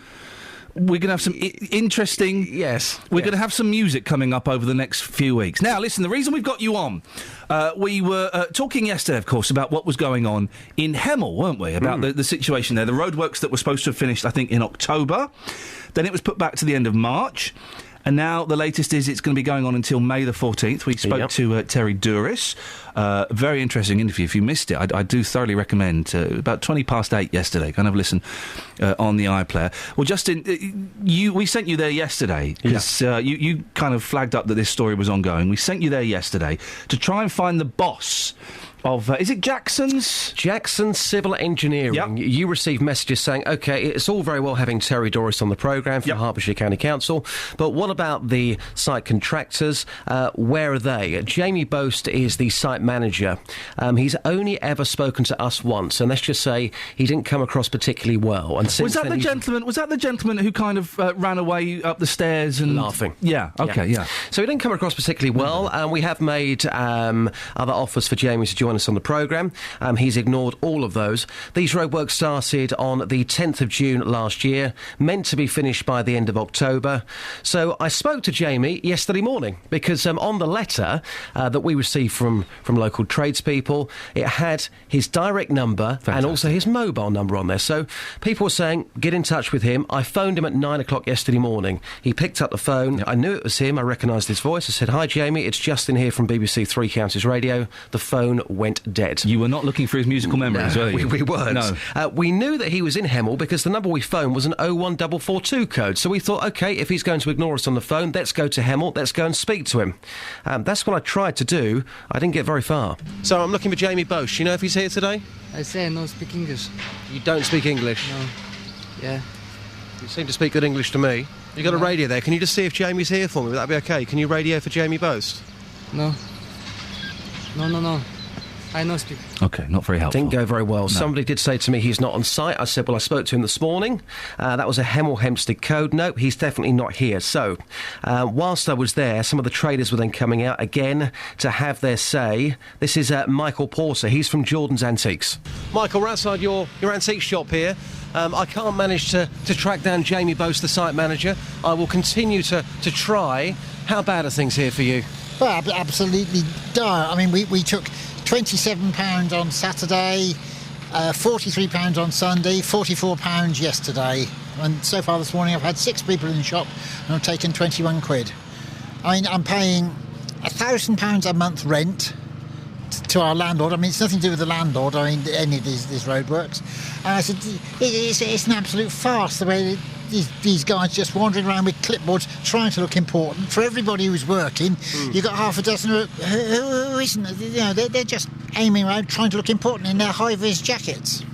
Jamie Boast this morning, the site manager, put the phone down on me. You've got his number on that letter there. Have you tried to speak to him? If I speak to anybody, I shall start abusing for anything else he said. It's just not worth it. I'm going to make myself ill over this. It's just not worth it. He wasn't very happy. No. And we've heard from lots of shopkeepers who who are losing out. It's very frustrating, isn't it? And it's easy to say, oh, well, yeah, but it's going to make the place better. Oh, yeah, I know, it's his little inconvenience. Terry Doris yesterday called it an inconvenience. Well, businesses are potentially going bust because of this. Absolutely, yeah. I mean, by the time that May the 14th arrives, when these roadworks are going to be finished, you could have a lovely high street there, but unfortunately no businesses. So that was Michael Porter. I then made another call to Jamie Bose from Jackson's. Now, the phone was answered, but nobody was talking, which seemed a bit weird. I then phoned Jamie's mobile phone. Surprise, surprise, that was now switched off. But I continue to talk to people on the high street. Here's one of the locals. Clive, one of the only people here on the high street. What's your reaction to what's going on up here? Do you want it in good language or foul language? Well, make it good because this is radio. Well, I just think it's an absolute waste of money. The shopkeepers must be suffering tremendously with the lack of people coming by. I used to work in the old high street for years. I had a tailor shop, and quite frankly, we had plenty of people there. They used to be able to park in the high street. I'm sorry, that's really all I can say. I think it's very poor. So I continued, off the back of that, to try and speak to the site manager. The wall of silence continued. Hi, sir. Sorry to bother you. From the BBC. Would you mind radioing for Jamie Bose for me? No English, No English? No. Does anybody here actually speak English? I don't know. You don't know? Okay. I'm going to see if anybody else can actually speak English on this site.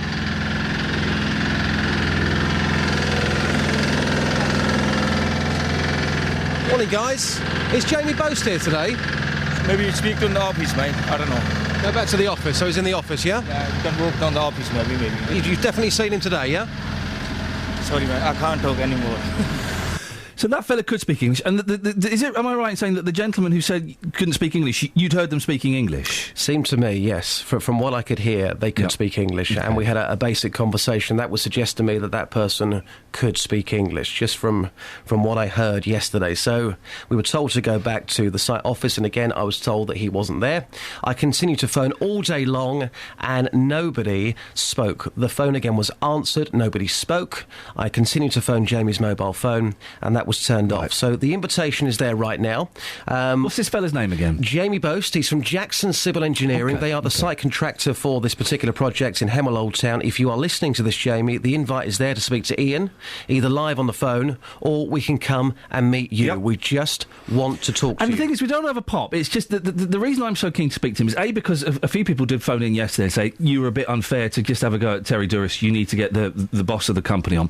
And also, Terry himself said that he believed, and I'm paraphrasing slightly, and I hope I'm getting the sentiment right, that the responsibility lay with this company. I mean, he said that, Terry Doris said to you yesterday that, yes, he felt like the council had let down the traders, but also big blame's got to go to Jackson Civil Engineering. We heard that. Now, we left a message for Jackson Civil Engineering. We invited them to come on the programme today to talk to you, but guess what? Our call wasn't returned. Instead, we have received an update on the Hemel Hempstead Old Town Roadworks project from Dacorum Borough Council, including this reaction from the contractor for the scheme. It says Jackson Civil Engineering would like to apologise for disruption and inconvenience that the ongoing works have caused, and is working hard to minimise the impact of the remaining works to the businesses and residents of the High Street. So that's all they've said to us. We know there's a meeting coming up very soon between the contractor, the council and the locals. Again, Iain, I will be there. Lovely. That was the only time we ever got to speak to Mr. Bose at one of those meetings. So we are going to be there, but again, the invitation to Jamie Bose or somebody from Jackson Civil Engineering to come on the programme and explain why these delays are happening, that invitation is there right now. Excellent stuff. Thank you for that, Justin. I'm slightly confused. Are we about to play a Vox where you are asking people what their favourite sausage is, or how many pairs of trousers they own, or something like that? How many eggs can you fit into your mouth at the same time? Maybe after 8 o'clock. Because that's where it normally... It was good. You're like our very own Peter Cook. Not Peter Cook, Robin Cook. Yeah. Not Robin Cook, Roger Cook. That's who you are. Cheers. Cheers, boss. Oh, excellent stuff. Off you go, sir. Go and have a fag. You deserve it. 08459 455 555 is the telephone number if you want to give us a call about that. I've just had someone has called in regarding Mrs. Miller. Make sure your CD has Monday on it. Oh, it does. Let me go through some of the tracks that are on this CD. It really is. It's excellent. Yellow Submarine by the Beatles. Moon River. Wild, Cool and Swingin' is the title of the album. What else we got? Groovy Kind of Love, A Hard Day's Night. I don't know how has this woman escaped me musically? When do you think you'd get this CD? Well, it's coming from Canada, so it's going to take a while. I'm not paying for posh postage. Never pay for posh postage. When do you think, roughly? A week. A week, so I've got a week to come up with an excuse of why I shouldn't. Oh, mate, that's not fair. Travel news for beds, cards and bugs. BBC Three Counties Radio. Heading from Newport Pagnell towards the M1 Junction 14, London Road looking heavy on the speed sensors. Also the London Coney roundabout, both north orbital approaches in both directions looking very slow. And in Cheshunt, the A10 southbound, some queues as you approach Waltham Cross. And then on the M25 anti-clockwise, very slow going between junction 21 for the M1 and 20 for Kings Langley. Public transport has no reported problems. I'm Alice Glossop, BBC Three Counties Radio. Thank you, Alice. Excellent stuff as well, Justin. Thank you very much. Much appreciated. Right. Last hour of the show. Who should take over Strictly? And does anyone remember, we've still not got this, those albums that actually had party noise on it to make your party go with a swing? Local and vocal across beds, hearts and bucks. This is BBC Three Counties Radio.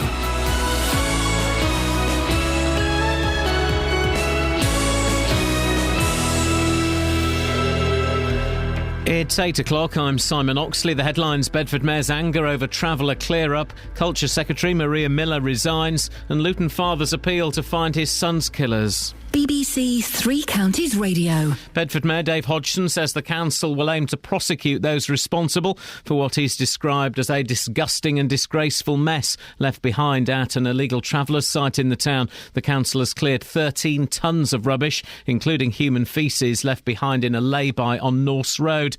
Meanwhile, Toddington Parish Council is facing a bill of thousands of pounds to clear rubbish and human waste after travellers camped on a football pitch and recreation ground. Jim Gledhill chairs the council.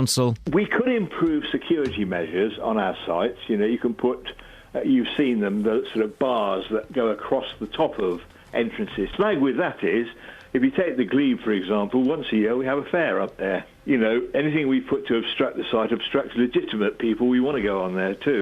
The Culture Secretary Maria Miller, who's been under mounting pressure over her expenses, has resigned. In her letter to the Prime Minister, she said the controversy had become a distraction from the vital work the government was doing.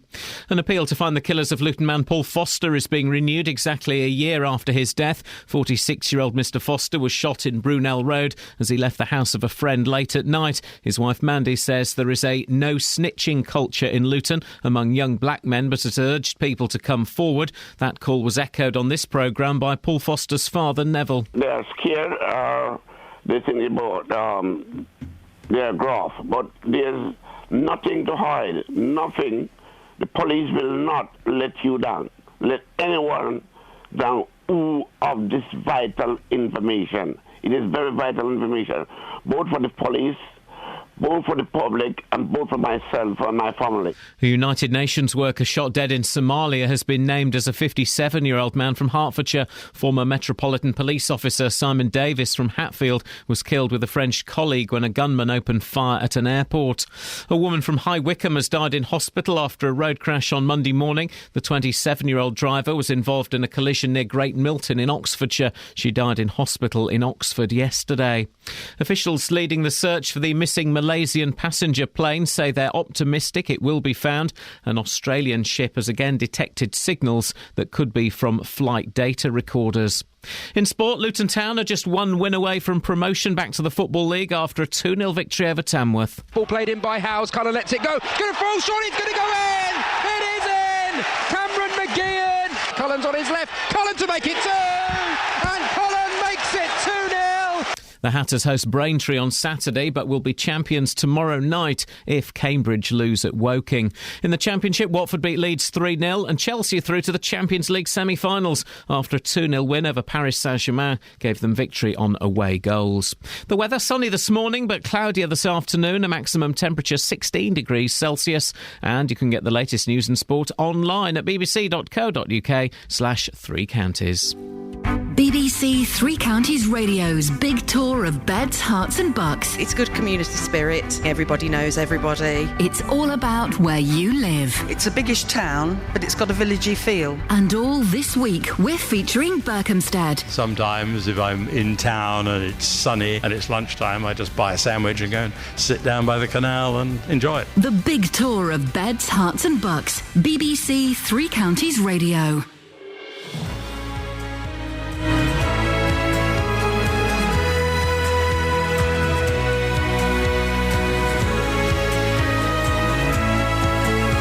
This is Iain Lee, BBC Three Counties Radio. It's 4 minutes past 8. It's Wednesday. I've had a little look outside. Bit chilly, but it looks lovely. I like it when it's like that, when it's sunny, crisp, fresh. That's what I like.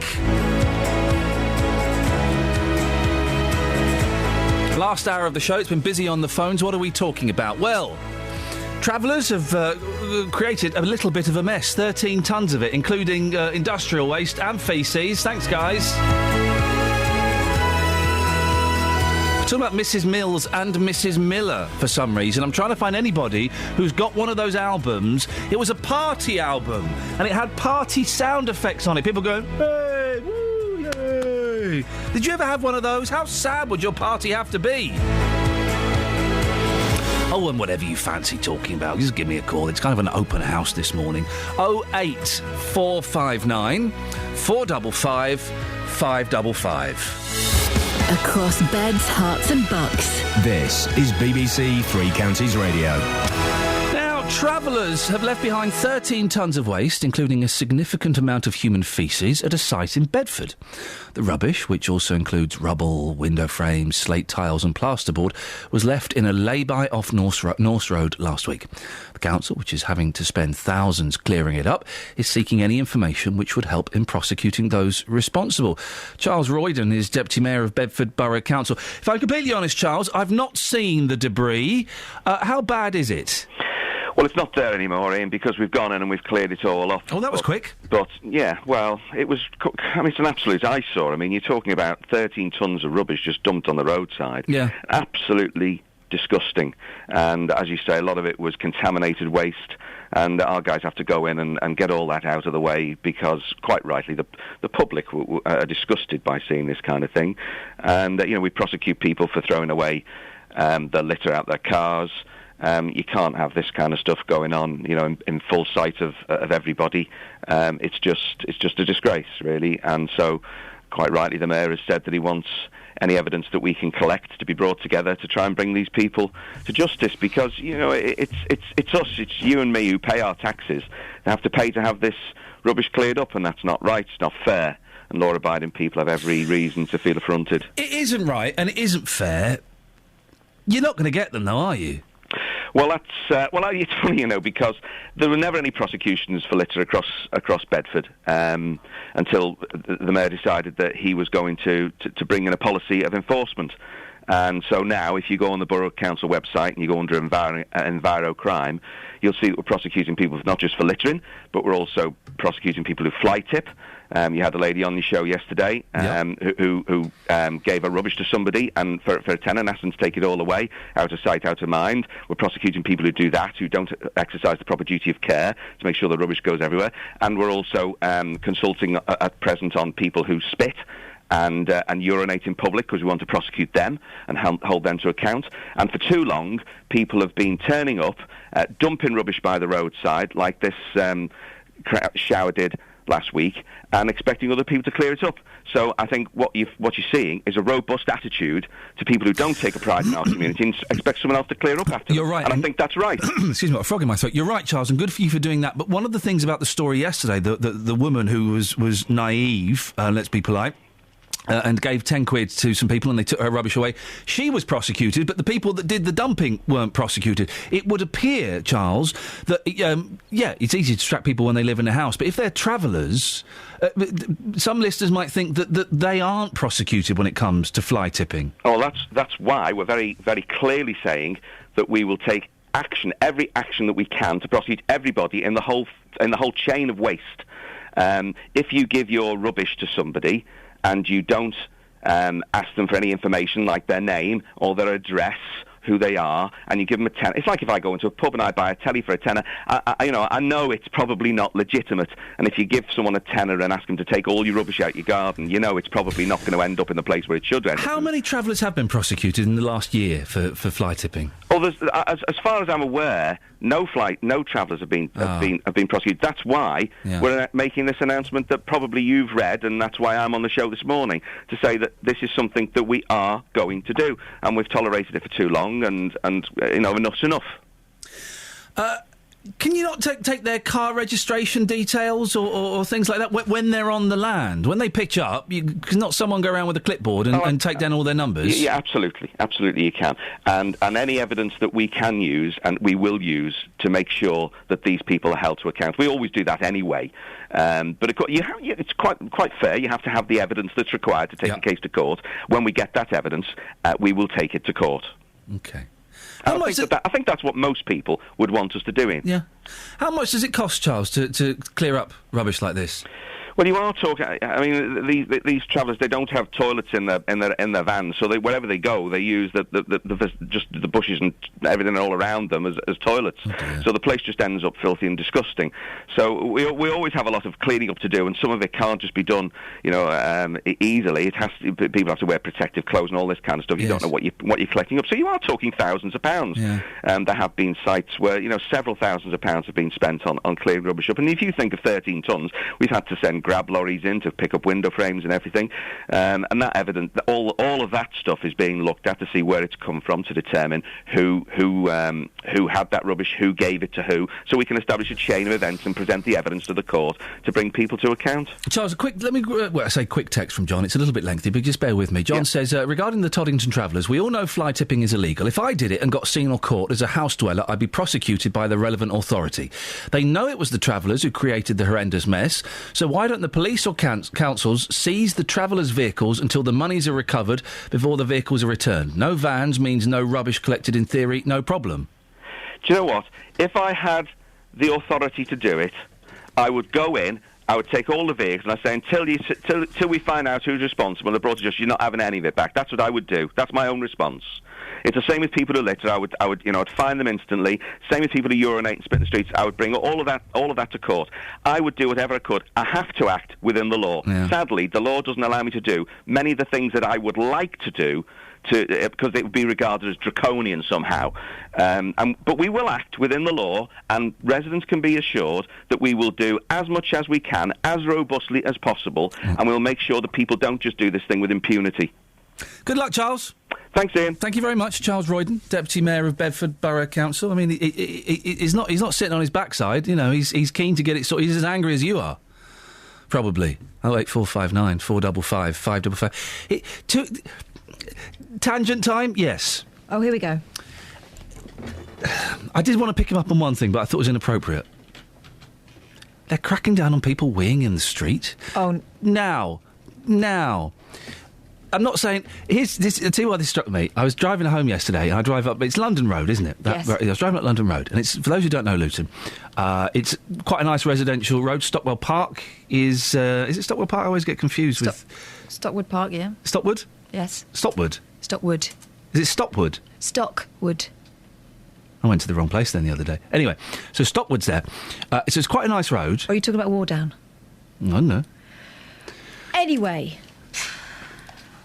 So we're driving up London Road, and there's a young fella just having a wee against a wall. Oh, wow. Not even hidden. Not even hidden! I could see everything. I could see the hose and the stream. I find that... You like that, Kelly, did you? I find that an aggressive manoeuvre. Yeah. It's kind of like marking territory. I think he was trying to write his name on the wall. How young are we talking? 23. Oh, right, so not 3. No, a 3-year-old, you still think, oh, come on, that's dirty, but all right. He was a grown man. He was just stood there, and I was driving past, and my instant reaction, I didn't do it, but my instant reaction as a man, as a human being, what I wanted to do, and I thought... Yeah, I wanted to honk him. All right, mate! That was my thing. But... that was inappropriate. What he did then was inappropriate and disgusting. I'm sure we'd all agree with that. Did he have his... Oh, right, we don't want to go into... No, we don't want to... He was facing away from the road. Yeah, but I could see it. Oh, for heaven's sake. Exactly. My friend... Just, Kelly, just one second. Just 1 second. Oh. Just think, is this story appropriate for the radio or appropriate for the office? Which one? Just think before you say it, because... Neither. Okay. We'll probably leave it there then, shall we? Yeah. Okay. But the act of a gentleman... It's no gentleman does that. Having a little discreet relevez-vous, sometimes you have to. If no one can see it, then no one can be offended. If you're doing it to make a show of yourself... Oh, no. If a tree has a wee in the forest and there's no one there... No one's offended. Is the tree actually having a wee? Exactly. Yeah. I just think we should probably not tell that story, Kelly. The fact that you've hesitated... You don't know what it is. No, I don't know, but you do know, and you've hesitated. Really adds to what you're saying. You start it, and I'm going to hover on the faders. I'm riding the faders. My friend... Yep. Female... Okay. Went to the toilet in public. Okay. Not in the public toilets. Right. And a policeman... I think we're probably... I think we should probably... The police have just made an appearance. Oh, yeah? In this story. Yeah, okay. And they said, along the lines of, oi, oi, what have we got here? Yeah. What are you doing? Yeah. And she said, I'm really sorry, I needed to go. Yeah. They fined her. Good. Written out a little fine, sent to her house. How much? Can't remember. Yeah. I think it's different for women. I don't think women should be allowed to do it in the street. I think anyone should be doing it in front of anybody else. You're not doing it in front. You're not going, hey, guys, whoa! That bloke was. He was. That was disgusting. She was hidden, though. They sicked her out. They found her. They found her and they find her. Exactly. And you see? 08459 455 555. It's 8:15 exactly. BBC Three Counties Radio. Travel news for beds, cards and bugs. BBC Three Counties Radio. In Biggleswade, the A1 southbound has one lane blocked around Biggleswade North just at the roundabout. Not showing any delays on the sensors at the moment, though. In Luton, London Road is heavy on the approach to the Kidneywood roundabout to join the M1. And then in Kings Langley, the A41 is queuing as you join the M25. The M25 itself, anti-clockwise, very slow between junction 20 for Kings Langley and 16 for the M40.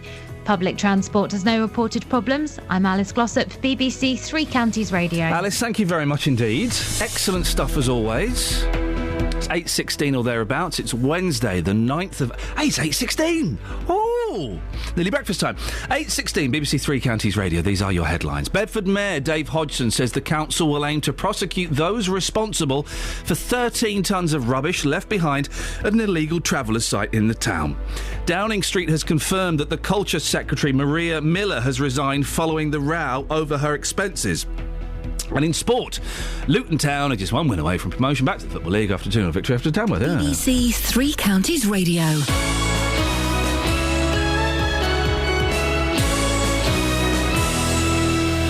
When you need local news. The headlines: 2 jailed for the killing of a teenager in Luton. When you need local travel. Queuing northbound for Welling around Junction 5 up towards Nebworth. When you need local weather. We've got plenty more showers this afternoon, becoming more widespread and quite heavy at times. BBC Three Counties Radio is here with local, up-to-date news and travel bulletins throughout the day. You'll always be up to date. BBC Three Counties Radio.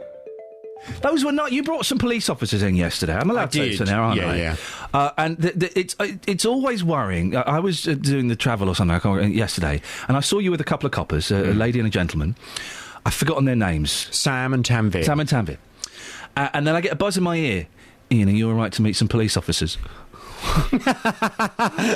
So you just think, oh my God, what have they found out? And they just wanted to come in and say hello. They're fans of the station. Yes. And they were absolutely delightful and wonderful. But there is always that sinking moment. Yeah, okay, sure. Well, it was Tim's birthday on Sunday, my producer Tim. Yep. So I said to them when they were coming in, I said, can you just pretend that you've come to arrest him. Yeah. His face when they walked into the newsroom, it was a picture. It's the uniform, isn't it? Yeah. There's something rather disconcerting and terrifying about seeing a police officer. I don't think there is for everybody, and I think that's partly why Broken Britain, because some people don't have that response that you and I would have. If a police officer walks in, can I speak to Mr. Vernon Smith, please? Your heart would sink a bit. Oh, yes. Your stomach would be all over the shop. Yes, you'd suddenly go very hot. Yes, a policeman knocks on the door. Hello, is your name Mr. Lee? Oh, my goodness. You know, and I don't think everybody gets that. And I think that's part of the problem. Which is why, in my opinion, I think our police should be more frightening. Oh. Or going around going boo to people. No, tasering people. Yes. More frequently. No, there was some very good news yesterday. Oh. Did you hear this news that apparently there are now more police officers than ever before with tasers? Oh, Jonathan. Quite right, too. Oh, dear. Did you see these oiks? No. Give them a good zapping. Do that on your show, please. I'm distancing myself from... You won't be saying that when you're the victim of a crime. You'll be saying, yes, zap them.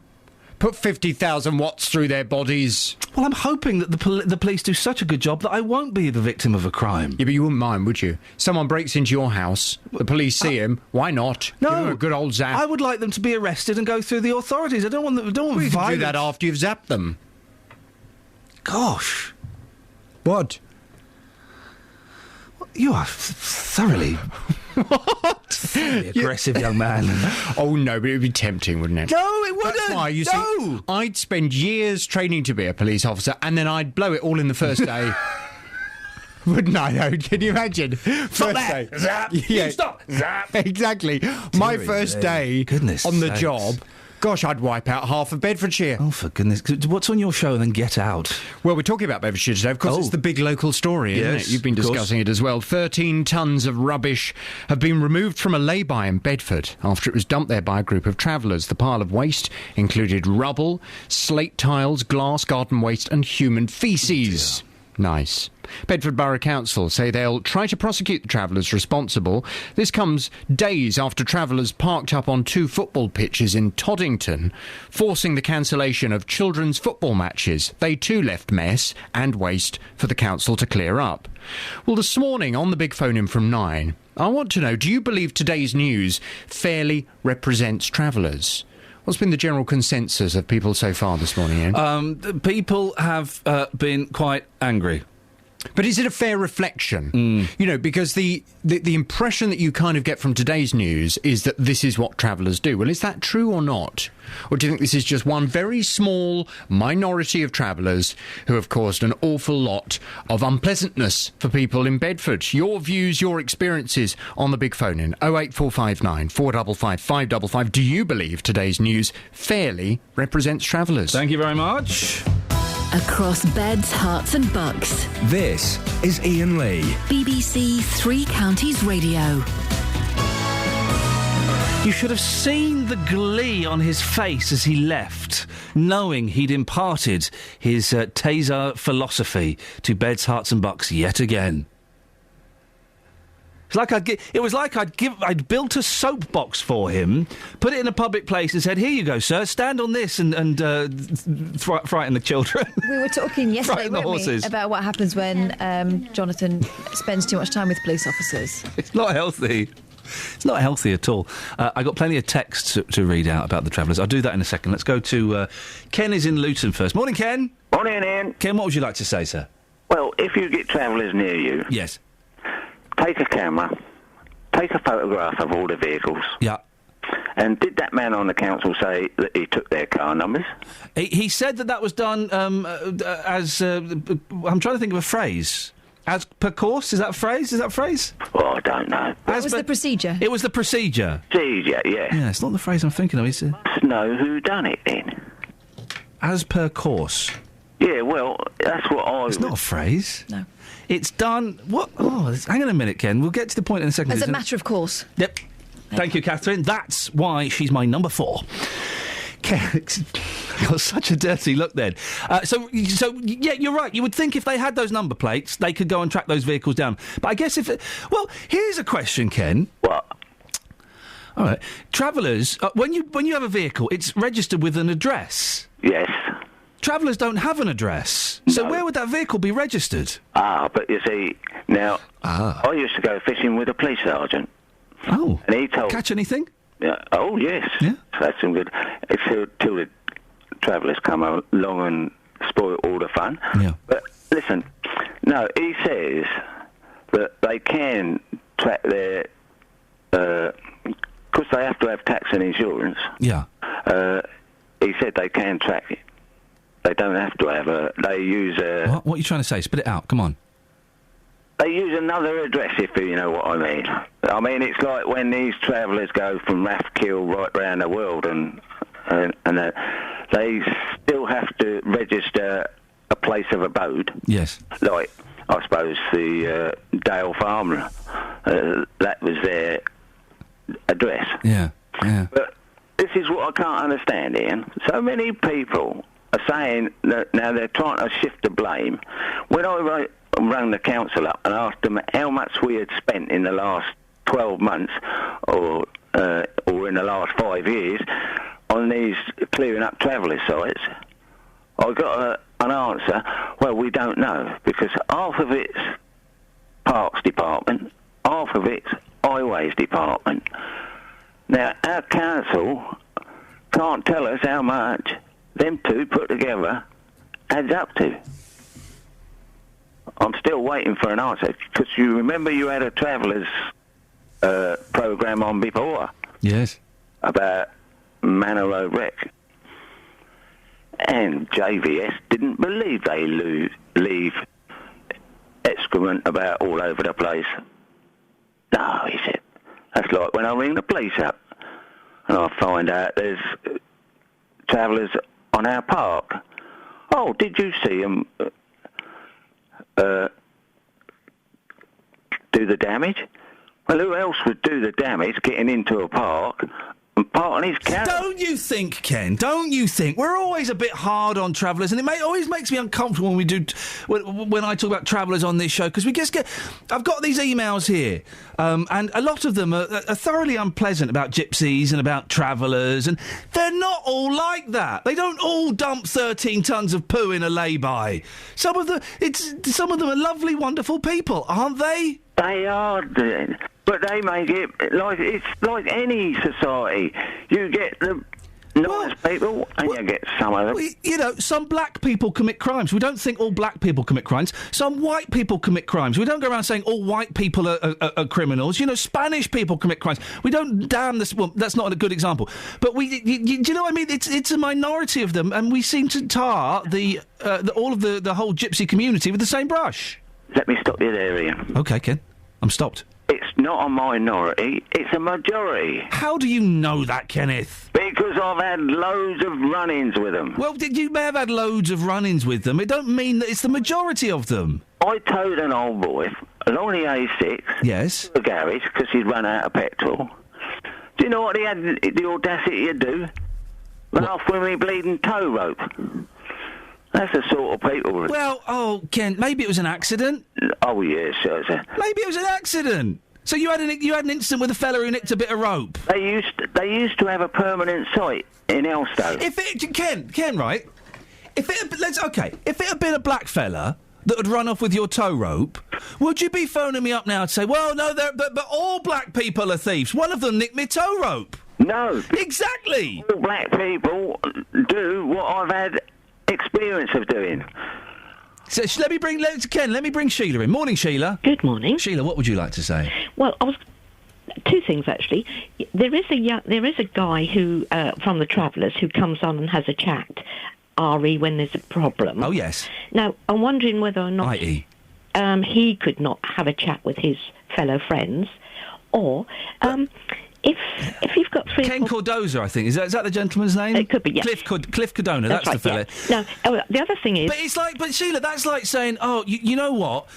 There were some Muslim terrorists the other day. If only that Muslim fella you get on could go and have a word with them and start... You know, they're not all on the phone to each other every day. They're not all MSMing each other. No. Ian? Yes, Ken? I am 60-odd. Good for you. Sheila, carry on with your point. Right. All over this county, fishing and doing things like that. What? fishing. Fishing, he said fishing, OK. And our parks and our thing. Now, you don't expect me to turn around and say they're all bad if they're not. Well, you don't know that they're all bad. Let Sheila finish making her point, Ken. No, Ken, it's Sheila's turn. OK, right. If you've got 4 people or some young people together, or older people, whatever people, and there's a little bit of that stuff that you smell, and it's sort of rather sweet when you smoke it. Oh yes, okay. Mary Jane. Yeah. Now, the police, I believe, can say whose is that. Now, Yes. if someone doesn't admit it, they say, OK, all of you are coming with me. Yeah. OK. Yeah. All arrested. Why can't they have a law that does the same sort of thing? As soon as the caravans are there, photos are taken, names and numbers or whatever reference, and then before they go out, they check to make sure if they're all, and they're stopped from going out and they're all arrested. No, because you can't do that again, Sheila. Substitute gypsies for black people. There's a whole street, right, with a load of black people living on it, or Asians or whatever. But they're all of a similar background. One of them's committed a crime. We don't know who's done it, so we're going to arrest everybody. That's a crazy idea. But they do that when you happen to be smoking other things. Ian. How do you know, Sheila? You been busted? No. Did they find your stash? No. You bitter because they took your hookah pipe, your bong. Ken, Sheila, thank you very much indeed. Yeah, that's right. I said bong on BBC Local Radio. What are you going to do? Arrest me? Probably. Broken Britain.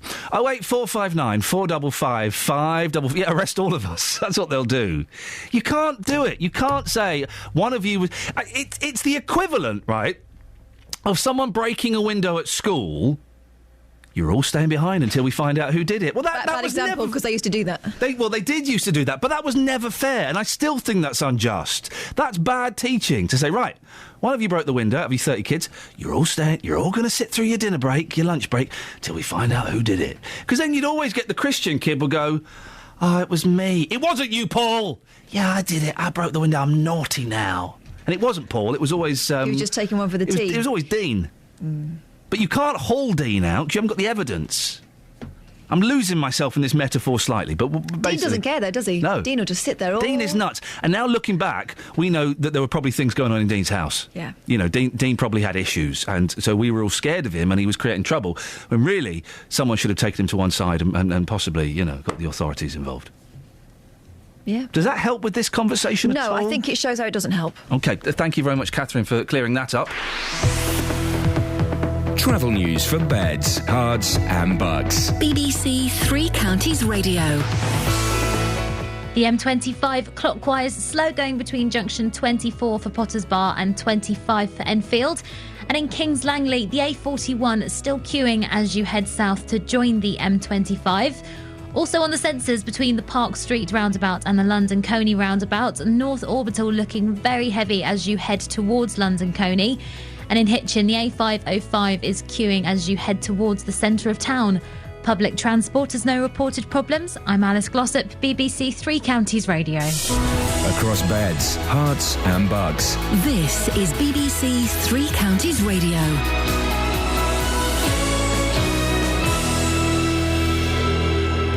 It's 8:30. I'm Simon Oxley. Bedford Mayor Dave Hodgson says the council will aim to prosecute those responsible for what he's described as a disgusting and disgraceful mess left behind at an illegal travellers' site in the town. The council has cleared 13 tonnes of rubbish, including human faeces, left behind in a lay-by on Norse Road. The Culture Secretary, Maria Miller, who's been under mounting pressure over her expenses, has resigned. And an appeal to find the killers of Luton man Paul Foster is being renewed exactly a year after his death. 46-year-old Mr Foster was shot in Brunel Road as he left the house of a friend late at night. Three Counties Sports. BBC Three Counties Radio. Luton Town are just one win away from promotion back to the Football League after a 2-0 victory over Tamworth with goals from Cameron McGeehan and Mark Cullen. The Hatters host Braintree on Saturday, but will be champions tomorrow night if Cambridge lose at Woking. Here's assistant manager Terry Harris. I think in an ideal world that would be the case, yeah, because you're at the home. Obviously the cameras, we need to put performance in front of the cameras anyway. We haven't really done that much. But, you know, we set out at 1st of July last year to win this league. and however it comes. In the Championship, Watford beat Leeds 3-0 with goals from Alman Abdi, Akechi Anya and Troy Deeney. Here's goalkeeping coach Alec Chamberlain. Got a little bit sloppy in the middle of the game, but obviously the third goal killed the game off really, and it was whether or not we were going to go on and get more really, because I have to be honest, didn't think Leeds really threatened us too much tonight. Chelsea are through to the Champions League semi-finals after Demba Ba's late goal gave them a 2-0 win over Paris Saint-Germain. Jose Mourinho's side through on away goals. It's a good victory, but so many semi-finals for me, so many semi-finals for Chelsea. Nothing extraordinary. Good, because we lost 3-1, and to change that result is always difficult, but the players are not jumping in the dressing room, or just 2 minutes and done. Tonight, Manchester United go to Bayern Munich after a 1-1 draw in the first leg. And Milton Keynes Dons are now 6 points off the League One playoff places after Peterborough beat Gillingham 2-0. The Dons and Peterborough both have 5 games to play. BBC Three Counties News and Sports. The next full bulletin is at 9. Call 08459 455 555. BBC Three Counties Radio. So Maria Miller is not Mrs. Mills. She may be Mrs. Miller, but she's not Mrs. Miller. Now, the thing I've worked out what's annoyed me about her resigning, and I couldn't quite work it out. And it was something, I don't know if Simon said it then. He said it in the 8 o'clock bulletin, I think, that Maria Miller had resigned because it was taking attention away from the party. It was detracting from the party. Something along those lines. That's why she resigned. Not because she felt bad about inappropriately taking £5,800 or £45,000. Not because of that. Not because she felt bad about a member of her team possibly, kind of being slightly intimidating in phone calls. That's putting it politely. Not because she felt bad that she had been obtrusive during the investigation. Not because she felt bad because the apology was completely inappropriate. She resigned because it was detracting from the good work of the party. So that would imply... There may be more to the statement. I doubt it. That would imply no remorse whatsoever for what she did. It kind of shoves the blame onto the people talking about it. Yeah, exactly. Oh, you're so unfair. I have to quit my job because of you guys. You media making a big thing out of this. Well, hang on a minute, love. Where's the 40-odd grand that one group said you had to pay us back? And I don't know the ins and outs of this, and I need to read a bit more on this. But if an independent body says she owes us 44 grand... and then 10 of her peers say, no, you don't, Maria, you owe us £5,800. There's a discrepancy there that's significant. £38,000 somewhere is the difference. And by resigning, does that mean that's the end of the matter? I mean, she did say she was going to pay that £5,000 back, didn't she? Yeah. She's still an MP as well, by the way, guys. She's still an MP. I don't know. I don't. Well, you can call in about that if you want. But I've been trying to get my head around this Maria Miller thing the last few days. It was obvious she was going to lose her job at some point this week. I was kind of thinking it was going to be tomorrow or Friday. It was today. But yes, she's resigned because it's detracting from the party. Not because she's sorry for what she did. But because she's sorry for what members of her team did. It's because it's detracting from the party.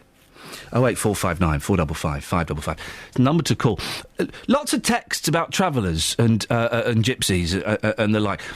Why are you scared to call in about it? I don't quite understand. And why are people, and we won't out them because there's obviously a reason this man's doing this, but someone has sent an email and the email address shows your name, but then you've signed it as a different name. I don't know why you've done that. You obviously have your reasons. Why are people reluctant, excuse me, to come on and talk about this? Lots of texts, got dozens of texts, and I'll read them. I mean, I'll read them. I'm not shy about doing that. But it seems odd that you would send in a text but not call in. Oh, I didn't save that thing. I didn't save it. That's annoying. Didn't save me clip of Spend Love. Can you find me the Spend Love? Because he's got a similar philosophy. Richard Spend Love, of course, a cracking show Saturday nights. May not be doing it for much longer. He's fed up with people emailing him, isn't he? Yeah, he's annoyed with people emailing him. He wants phone calls. And as he said, if the ratio of emails to phone calls doesn't change soon, he's going to quit. You don't believe it? Well, listen to the man himself. I am going to retire because I'm not going to sit here all night reading emails. No, he wouldn't be any good working for the security forces, because that's what they do. Bit of politics there. Oh. Yeah, you like that? Well, that came out of left field, didn't it? Yeah, it came out of the left field, because that's where I sit, is in the field on the left, although the grass is I hope greener. you have permission to be there. No, I haven't. But I'm going to... Anyway, this is something offensive. 08459 455 555 is the phone number. I'll do some of these texts about travellers. I'd prefer it if you called in. So, Catherine's phone-in hasn't taken off. Oh, big guys and Do you remember that? tiny I don't cars. think it really got the attention it deserved. Anyway, let's not talk about that. No, Catherine, let's hand it over to you. You had a great phone-in at 6:40 this morning. Yeah. Thank you, Kelly, for reminding me of that. Thanks, Kelly. I'm going to give you... friend. I'll give you that £1. I've got an incentive scheme with Kelly. Every time she does something good or tells me something about you, she gets £1. She's your minion. So far, She's not Minion. Oh, Minion. Minion. Hey. Yeah, she's got £1. Ma? She's now. your minion, Dave. Yeah. Okay. So, Catherine, let's hear your phone in again. Let's watch the phones light up. My microphone is off. Kelly Betts' microphone is off. You're going solo. Let's just enjoy the piece for a second. Isn't that lovely? So you can't be quiet, can you? I thought that was the emergency tape kicking. Your microphone's Your off. on, Kelly. Oh. Right.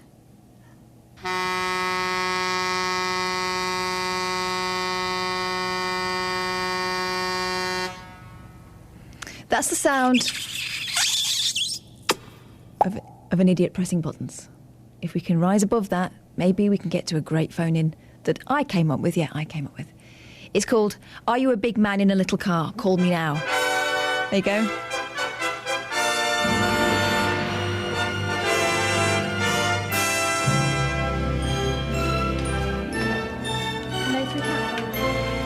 Oh, 0845. I'm falling out with you. 08459 455 555. If you're a big man in a little car and there's been some hilarity as a result of that... Oh, you're adding hilarity now. OK, carry on. With hilarious consequences. Yeah. 08459 455 555. Because people bully car sizes, don't they?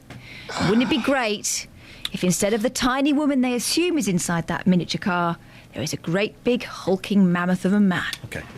08459 455 555. Now, do you want my phone in that's going to get people really phoning in? Do you want to hear it? Have you ever seen a tiny person in a really big car? Give me a call now. 08459 455 555. It's funny, isn't it? Because you see a big car and you expect there's going to be kind of like a normal-sized person in there. Oh, but, normal. We're going there. But yeah, we are. Whatever it takes. But then when it parks up and then a wee fella gets out. Has that ever happened to you? Give us a call. 08459 455 555. Let's see which one they're calling in for. Is it tiny person in a big car or big person in a tiny car? Don't. Hello? Yeah. Hello? There we go. This is going to be good. I'm just going to put you straight through. You put them straight through. This is awesome. Someone on the line saying something, but you probably won't be able to hear him. Good morning, sir. What's your name? It's Stephen. Stephen, are you a big man in a tiny car, or have you got a story about a tiny person in a big car? I'm 6'6". Yes. And I used to drive a Citroen AX. That's a small car, is it? It's tiny, yeah. Why did you have a tiny car? It was my first car. And it was cheap. Catherine, it's your phone in. You try and make this interesting. OK. I can make it interesting. Yeah, of course you can. What happened? I had a really tubby friend who would sit in the back, and when we went round corners, like a bit fast, the wheel arch would scrape against the tyre. That's great. That's your lot, I'm afraid. That's beautiful. I really appreciate it. You proved me You're right. welcome. And you're a wonderful, warm human being and a tall human being. Thank you. Yeah. Good to speak to you. Cheers. Bye. Thank you. Bye. Right, OK, so OK. Is that a written apology I hear? No, I can rephrase your phone in to make it catchier if you want. Got any stories about your fat mates? What? 08459 455 555. That's what that was. It was a story about his fat mate. It was a story the fact about that he was big. A little car. No, the fact that he was big in a little car was irrelevant. The story there was he had a fat mate that sat in the back of the car. You say you want to do a phone offensively. You say fat mate. I say big. That's two big men in a small car. That's a double win for me. Nobody's a winner in this. Certainly not the listener. Radio wins. Radio never wins when we're involved. as I'm concerned. 08459 455 555. Let's redress the balance. Have you ever seen a really big car, maybe a lorry, and then a wee person's got out? That must have really stirred up some emotions for you when you saw that happen. Maybe share it. And if the story's funny, then all the better. 08459 455 555. The phone's ringing!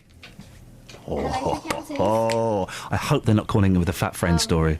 It's Stephen again. Do you want to put him back on? Yeah, go on. All right, go back. Oh. All right, there you go. Stephen! Yeah, sorry, I forgot a bit that didn't involve my fat friend. I had another car, and I could Was it tiny? Was it tiny, this car? It was low in that it was a Volkswagen Corrado, and I could stick my head out the sunroof and drive. Brilliant. Job done. There you go. Thank you. Bit dangerous. I wouldn't recommend it. No, you should have been wearing a helmet. That's true. And I had to take my seatbelt off, so again, Steve, not that good. Great stories. I mean, great stories. Have you ever seen like a big lorry or a really big car, and you've thought, I bet there's a big person driving that, and then they've parked up and a wee fella's got out? Ever seen that happen? No. Thanks for calling, Steve. Can I have a go at phone in? Good phone in. Can I have a go at phone in? Why? Car songs. No, what? Here we go. Oh, I know where this is going. Aldi, you do what you do to me. Instead of how do. Aldi. No, we're not doing that, okay? Why not 08459 No. 455 555. Okay, right, okay. Have we got anything for the last 15... No, this is why I'm worried now. This is ridiculous. You're killing my phone in. I'm not killing your phone in. Your phone in is Bobbins. Who got the call? Yeah, you got two calls from the same bloke. How cheap is your love? None of those stories were worth broadcasting. You know, on any other day of the week, that wouldn't have gone to air. Talking about Stephen had a relevant point. It was rubbish. It's a brilliant point. Phone call. Hello, If it's Stephen again, tell him we're not in. Sitting here in bed listening to Three Counties, yeah. Oh gosh, this is not good. One of them. No, I think it's. Oh, it's one of them. Yeah. Oh, is it a complaint?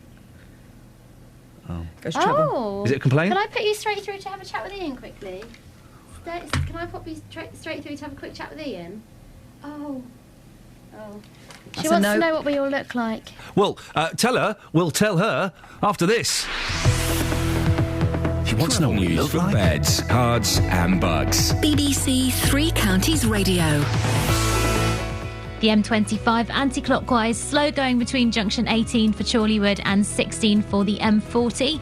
Also between the Park Street roundabout and the London Coney roundabout, North Orbital still very heavy as you head towards London Coney. In Luton, the London Road slow at the Kidneywood roundabout to join the motorway. And in Biggleswade, the A1 southbound has a lane blocked at Biggleswade North just by the roundabout after a lorry broke down, but we've got no delays on the sensors. Public transport has no reported problems. I'm Alice Glossop, BBC Three Counties Radio. Not that it's relevant, Alice, because you're excellent at your job, but we've got a caller who's called in. She's listening to the radio in bed. What? She wants to know what we all look like. So, Alice, could you describe yourself? Sure. I have brown hair and glasses. Excellent stuff. She does. I've seen a picture of her. She does have brown hair and glasses. This is, it's 8:46. It's Wednesday, the 9th of April. I'm Iain Lee. These are your headlines on BBC Three Counties Radio. Bedford Mayor Dave Hodgson says the council will aim to prosecute those responsible for 13 tonnes of rubbish left behind at an illegal travellers' site in the town. The Culture Secretary Maria Miller has resigned following the row over her expenses. And in sport, Luton are 1 win away from promotion after beating Tamworth 2-0 and Watford beat Leeds 3-0. 08459 455 555. Let's get the weather now. Here's Kate. Beds, Herts and Bucks weather. BBC Three Counties Radio. Good morning. A bright and sunny start this morning. It's a little chilly out there, but it will warm up gradually. The sun is shining and we can see the blue sky. It's not going to stay this bright, though. The cloud will increase as we head through the afternoon, so becoming predominantly cloudy later. But it's still pleasantly warm. The wind a little lighter than it was yesterday, so the maximum temperature a little bit warmer. 15, 16 Celsius later on today, 61 degrees in Fahrenheit. The hanging on to the cloud overnight will get 1 or 2 2 breaks in it through the middle part. That will allow the temperature to drop. Fairly chilly when that happens, down into single figures again, minimum 5 to 6 Celsius. For Thursday, it's a similar day, bright and sunny tomorrow morning, but then the cloud increases through the afternoon. But the temperature similar and still fairly warm, 15, 16 Celsius the maximum for Thursday. That's 61 degrees in Fahrenheit. Nick Coffer on BBC Three Counties Radio. How about a bit of murder and death, particularly local murder and death from the 19th century? I mean, one of the crimes in the book, I think there's a potential there for miscarriage of justice. Here until 3 o'clock this afternoon. More great music to come in the next 2.5 hours. Every once in a while, I like a little bit of epic on this programme. Nick Coffer. Today, I'm just outside of Aylesbury at Stoke Mandeville. I'm at Hula, which is an animal rescue centre in the paediatrics ward of the L&D Hospital. I'm in St Albans. Nick Coffer, weekdays from 12 on BBC Three Counties Radio. I've got some text here about the travellers. Ken in Redbourne says, even if it's only a minority of travellers on a site that makes the mess, why don't the decent majority on the same site make sure the mess is cleaned up so that overall they leave a good impression of their stay? Leslie in Watford says, check out the waste left down by Watford B&Q about 15 years back. Well, OK. The Environment Agency had to clear 2 cars out of the river, as well as all the other rubbish they leave. And Iain, travellers are like that. They all behave the same way. 08459 455 555. Richard in Flitwick. The Deputy Mayor proves the point. One law for house dwellers, but no equivalent for travellers. Mess by Poplars, Toddington was horrendous. Law needs change. Dave says, Iain, we have enough money to clean all this muck left by travellers, but we've just sacked 16 road cleaners that we can't afford. How does that work? And Jake in Bedford says, whilst I'm also angry about the waste left by this group, I can't think of another group where it will be OK for callers, including the Deputy Mayor, to talk about them in such sweeping ways. This shower, these people, and other terms which suggested all travellers behave in the same way. Would it be OK for the Deputy Mayor to approve of taking preemptive photos of, say, a group of black people? Well, that's the point I was making, Jake. That if you replace the word traveller or the word gypsy with Pakistani or Muslim or Chinese or women or gays, or, do you see what I mean? If you change it to another minority group, then suddenly it sounds very aggressive, doesn't it? It sounds... well, you wouldn't do it. Hey, a black man stabbed another black man. Aren't all black people violent stabbers? Don't they all run around with knives stabbing each other? Well, no, they don't, and you can't say that. Did you hear there was a burglary last night? 2 white guys broke into an old person's house and stole loads of stuff. All white people are thieves. You wouldn't say it, and you can't say it.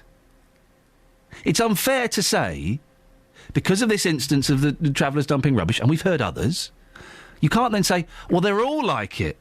That lot. Those travellers, those gypsies, they're all the same. You can't say it. You can't extrapolate like that. 08459 455 555 is the telephone number. Let's do a couple more of these and then we'll go to the phones. John from Datchworth says, read the Toddington travellers. We all know fly tipping is illegal. If I did it and got caught as a house dweller, I would be prosecuted by the relevant local authority. They know it was the travellers who created the horrendous mess, so why don't the police or council seize the travellers' vehicles until the monies are recovered? Anonymous says, and they've signed it anonymous. That's odd, isn't it? Anonymous says, Iain, when they pulled on... Oh, did you sign it anonymous? Anonymous. I just wanted to say it was anonymous. OK. Well, so I put it was anonymous. But by there being no name, I would have gathered it. That's what anonymous means. I've now assumed it's signed by anonymous. Well, they didn't sign it, that's the problem. Exactly. Yeah. 08459 455 555. Iain, when they pulled onto the pretty park where I live in Barton Hills, Luton, they spread the vans across the park to make it unusable to Luton Council taxpayers. When they moved them on, they left loads of rubbish. They had just dumped and smashed TVs and human excrement all by the entrance to Bramwoods, where children, I remember this, children and dog walkers like to go and walk. When anyone tried to walk across the park, they got told it was their park. And Boris says, let's do this last one, got the answer to the gypsy problem, the gypsy problem, got the answer to the gay problem. Got the answer to the black problem. I feel uncomfortable saying it. I'm reading it out, Boris, but I think the language is just a little bit uncomfortable and a little bit aggressive, whether you mean it to be or not. It just seems to be. Got the answer to the gypsy problem. As soon as they arrive on a new site, the police should take a £5,000 cash bond off them or an equivalent value car. They then get it back when they leave the site, at least as tidy as when they arrive. Problem solved. It's not the... Would you do the same thing to, again, you know, to a group of young people going to a nightclub? Right, what we're going to do, there's a group... Every group that comes in, we're going to take £100 off the group, and if you behave, you get your £100 back tomorrow morning. If you can get home safely, we'll take you get your £100. There's a slight difference in that they're not doing something illegal in the first place. Yeah, you're right, actually, yeah, there is that. But if it's illegal for them to be on there, then boot them off, I guess, is the thing. 0845, we've got 8 minutes of the show left, and I know Jonathan's going to be talking about this. 08459 455 555 if you want to give us a call. Teddy Boy's in Luton. Morning, Teddy. Teddy? Hello. Yes, hello, Teddy. Yeah, so I was away from the radio yesterday. I missed your smelly story. How dare you? I was wondering if you could refresh my mind. How dare you be away from the radio? What were you doing? Working. What do you do? But I deliver parcels. Oh, OK, you're a parcel... Oh, OK, so you were listening in the van and then you had to pop out for a bit? Yeah, basically. OK. Well, you know when people aren't in... Yeah. Do you ever... You go and deliver them sometimes to their neighbours. Do you ever get a neighbour that's a bit grumpy and says, oh, I don't want to... Not another parcel, I don't want to take that? Yeah. Really? Yeah. Why are people... I tell you why I'm saying that. I've got a parcel... waiting for me. Not waiting at my address, it's waiting at number 5. Number 5 is the person who famously doesn't... Every time I go and get the parcels, I get skunk eye, Teddy. I get skunk eye pointed at me, and a real, oh, this has to stop attitude. Well, it's not my responsibility, it's not my fault they're going over to number 5. They can say no. Of course they can say no. They don't have to say yes, they just want a problem. They do, and if they mention something today, I'm going to say, look, you have, you know, if when the deliveries come, you can say no to them. It's not my responsibility. Song. Huh? Just say no. Sing that to them. That would look a little bit weird, wouldn't it? She's an old lady. If I suddenly on her doorstep started singing a song that's 32 years old, that would be odd. Yeah, she might think you're talking about something else. Yeah, exactly. Might think I'm talking about drugs. The bong. Yeah, the bong. Teddy, right, so the smell story. Catherine is our smell correspondent. I won't say why. I went to buy a toasty maker, and I'd done that thing where you click and collect. Yeah. It was so... You know where it is. It was at the... Is it a Blue shop? Yeah. Yeah, so it's in the right area then. Yeah, in Luton. So I went there, and as I came out of the shop, I didn't notice it when I went in, but maybe that's because I've become accustomed to it. As I came out, there was this really strong smell, and at first it smelled sweet, like slightly suntan lotion-y, but then it turned to what can only be described as a cat wee smell. Yeah. Is that what you smelt? I'm going to ask you another question about it, though. Go on. Was it sort of slightly misty? Yeah, it was the atmosphere. It was a really drizzly day. Yeah, and was it early-ish? It must have been about just gone 11:30. Right. I used to work at the sports grounds in that area where you are talking about. Right. And what it is, on the misty mornings when the wind is in the south, the smell comes up the river from the sewage works, and it clings on the mist and follows to the River Dee. And that's what your smell is. Do you reckon? Why would it smell a bit sweet, though? It smelled chemically. Well, it depends on what you've been eating, I suppose. Nice. That's where it comes from. I used to work at the sports ground, and the guys that I used to work with had been there, you know, basically since it had been built, and so they know a lot about it. We'll see what we can do, Peter. And that's where it comes from. All right, it's worth a thought, isn't it? My thought on this, actually, if I can interject, is when are we going to get some toasted sandwiches? They are delicious. Yeah, I know. I've had them before. I'd forgotten how good the 70s could taste. Yeah. The thing about toasted sandwiches at Breville's is that you'll enjoy it for like a month, and then you go, oh, I couldn't eat that, and it'll go in the back of the cupboard for 3 years, and then 3 years later you go, oh, I forgot we had this. Who wants some toasted sandwiches? Ad infinitum. I can't manage 2 at the moment, but I'm building up to tournament standard. Okay, well... There'll be a puddle of oil where you've had it standing there as well. There is a puddle of oil when Catherine stands in one place for a long time. I wondered what that was. How rude. Teddy, thank you very much indeed. Seriously, bring it in, we'll have a right laugh. watching you making toasted sandwiches and then us eating them. There's something about this sounds like a trick. But I don't know what it could be. No trick. I love a toasted sandwich, Jason.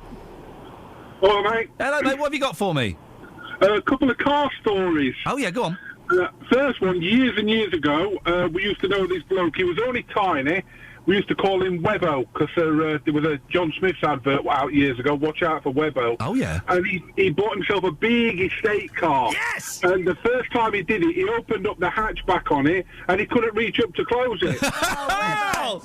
Tiny men in big car stories. I love it! That's 1-1. Yeah, it was years before mobile phones and he had to go up knocking on houses, getting one of his mates out to come down. And then he attached a bit of string to the back of it so he could pull it down afterwards. Oh, no, that's terrible! Yeah. That's terrible. He had to go and knock on someone's... Hello, mister, can you help me shut the roof on my car, please? That's it, yeah. Oh. And another one that we had, again, years ago, I was in a van with a guy who used to work in the steelworks, and they're driving down the motorway, come off the slip road, brakes didn't work too well on the van, went into the back of this car. It was our fault, you know.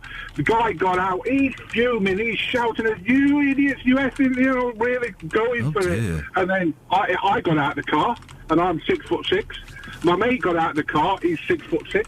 We're both big built steel workers, and this bloke, I've never seen a face go as white as quick. And he said, I think you've hit me car. And it was good just how he was about 5'5". Yeah, you scared a tiny man. Just the way that he suddenly changed from this really aggressive bloke to me and my mate stood round him, towering over him, and all the colour drained out of him. It was quite good to see, actually. Jason, myself, thank you very much indeed. So my story's 1. No, 2-1. Mine's here. No, we haven't got time for that. What? My story's 1 because your story's ended up as fat man in a car. No, two big men in a car, fat story. 2 big men in a van. Funny fat story and big men threatening small men. Is that really the way you want this show to go? Is it really? Travel news for beds, cards and bugs. BBC Three Counties Radio. The M1 northbound, heavy going around junction 13 for Milton Keynes. Still got some delays on the M25 anti-clockwise, which is slow between 18 for Chorleywood and 16 for the M40. In Kings Langley, the A41 queuing as you join the M25. Public transport has no reported problems. I'm Alice Glossop, BBC Three Counties Radio. Alice, thank you very much. Excellent stuff this morning. Thank you to all of your calls. Don't forget, you can email me, ian.lee@bbc.co.uk, or go to facebook.com/Iain Lee Official. JVS is up next. I'll be back tomorrow. Till then, ta-ta. Local and vocal across beds, hearts and bucks. This is BBC Three Counties Radio. Thank you, Ian. Good morning. Welcome to the JVS show. I'm Jonathan Vernon Smith. It's Wednesday. It's 9 o'clock. And on today's big phone-in, our top local story today, 13 tonnes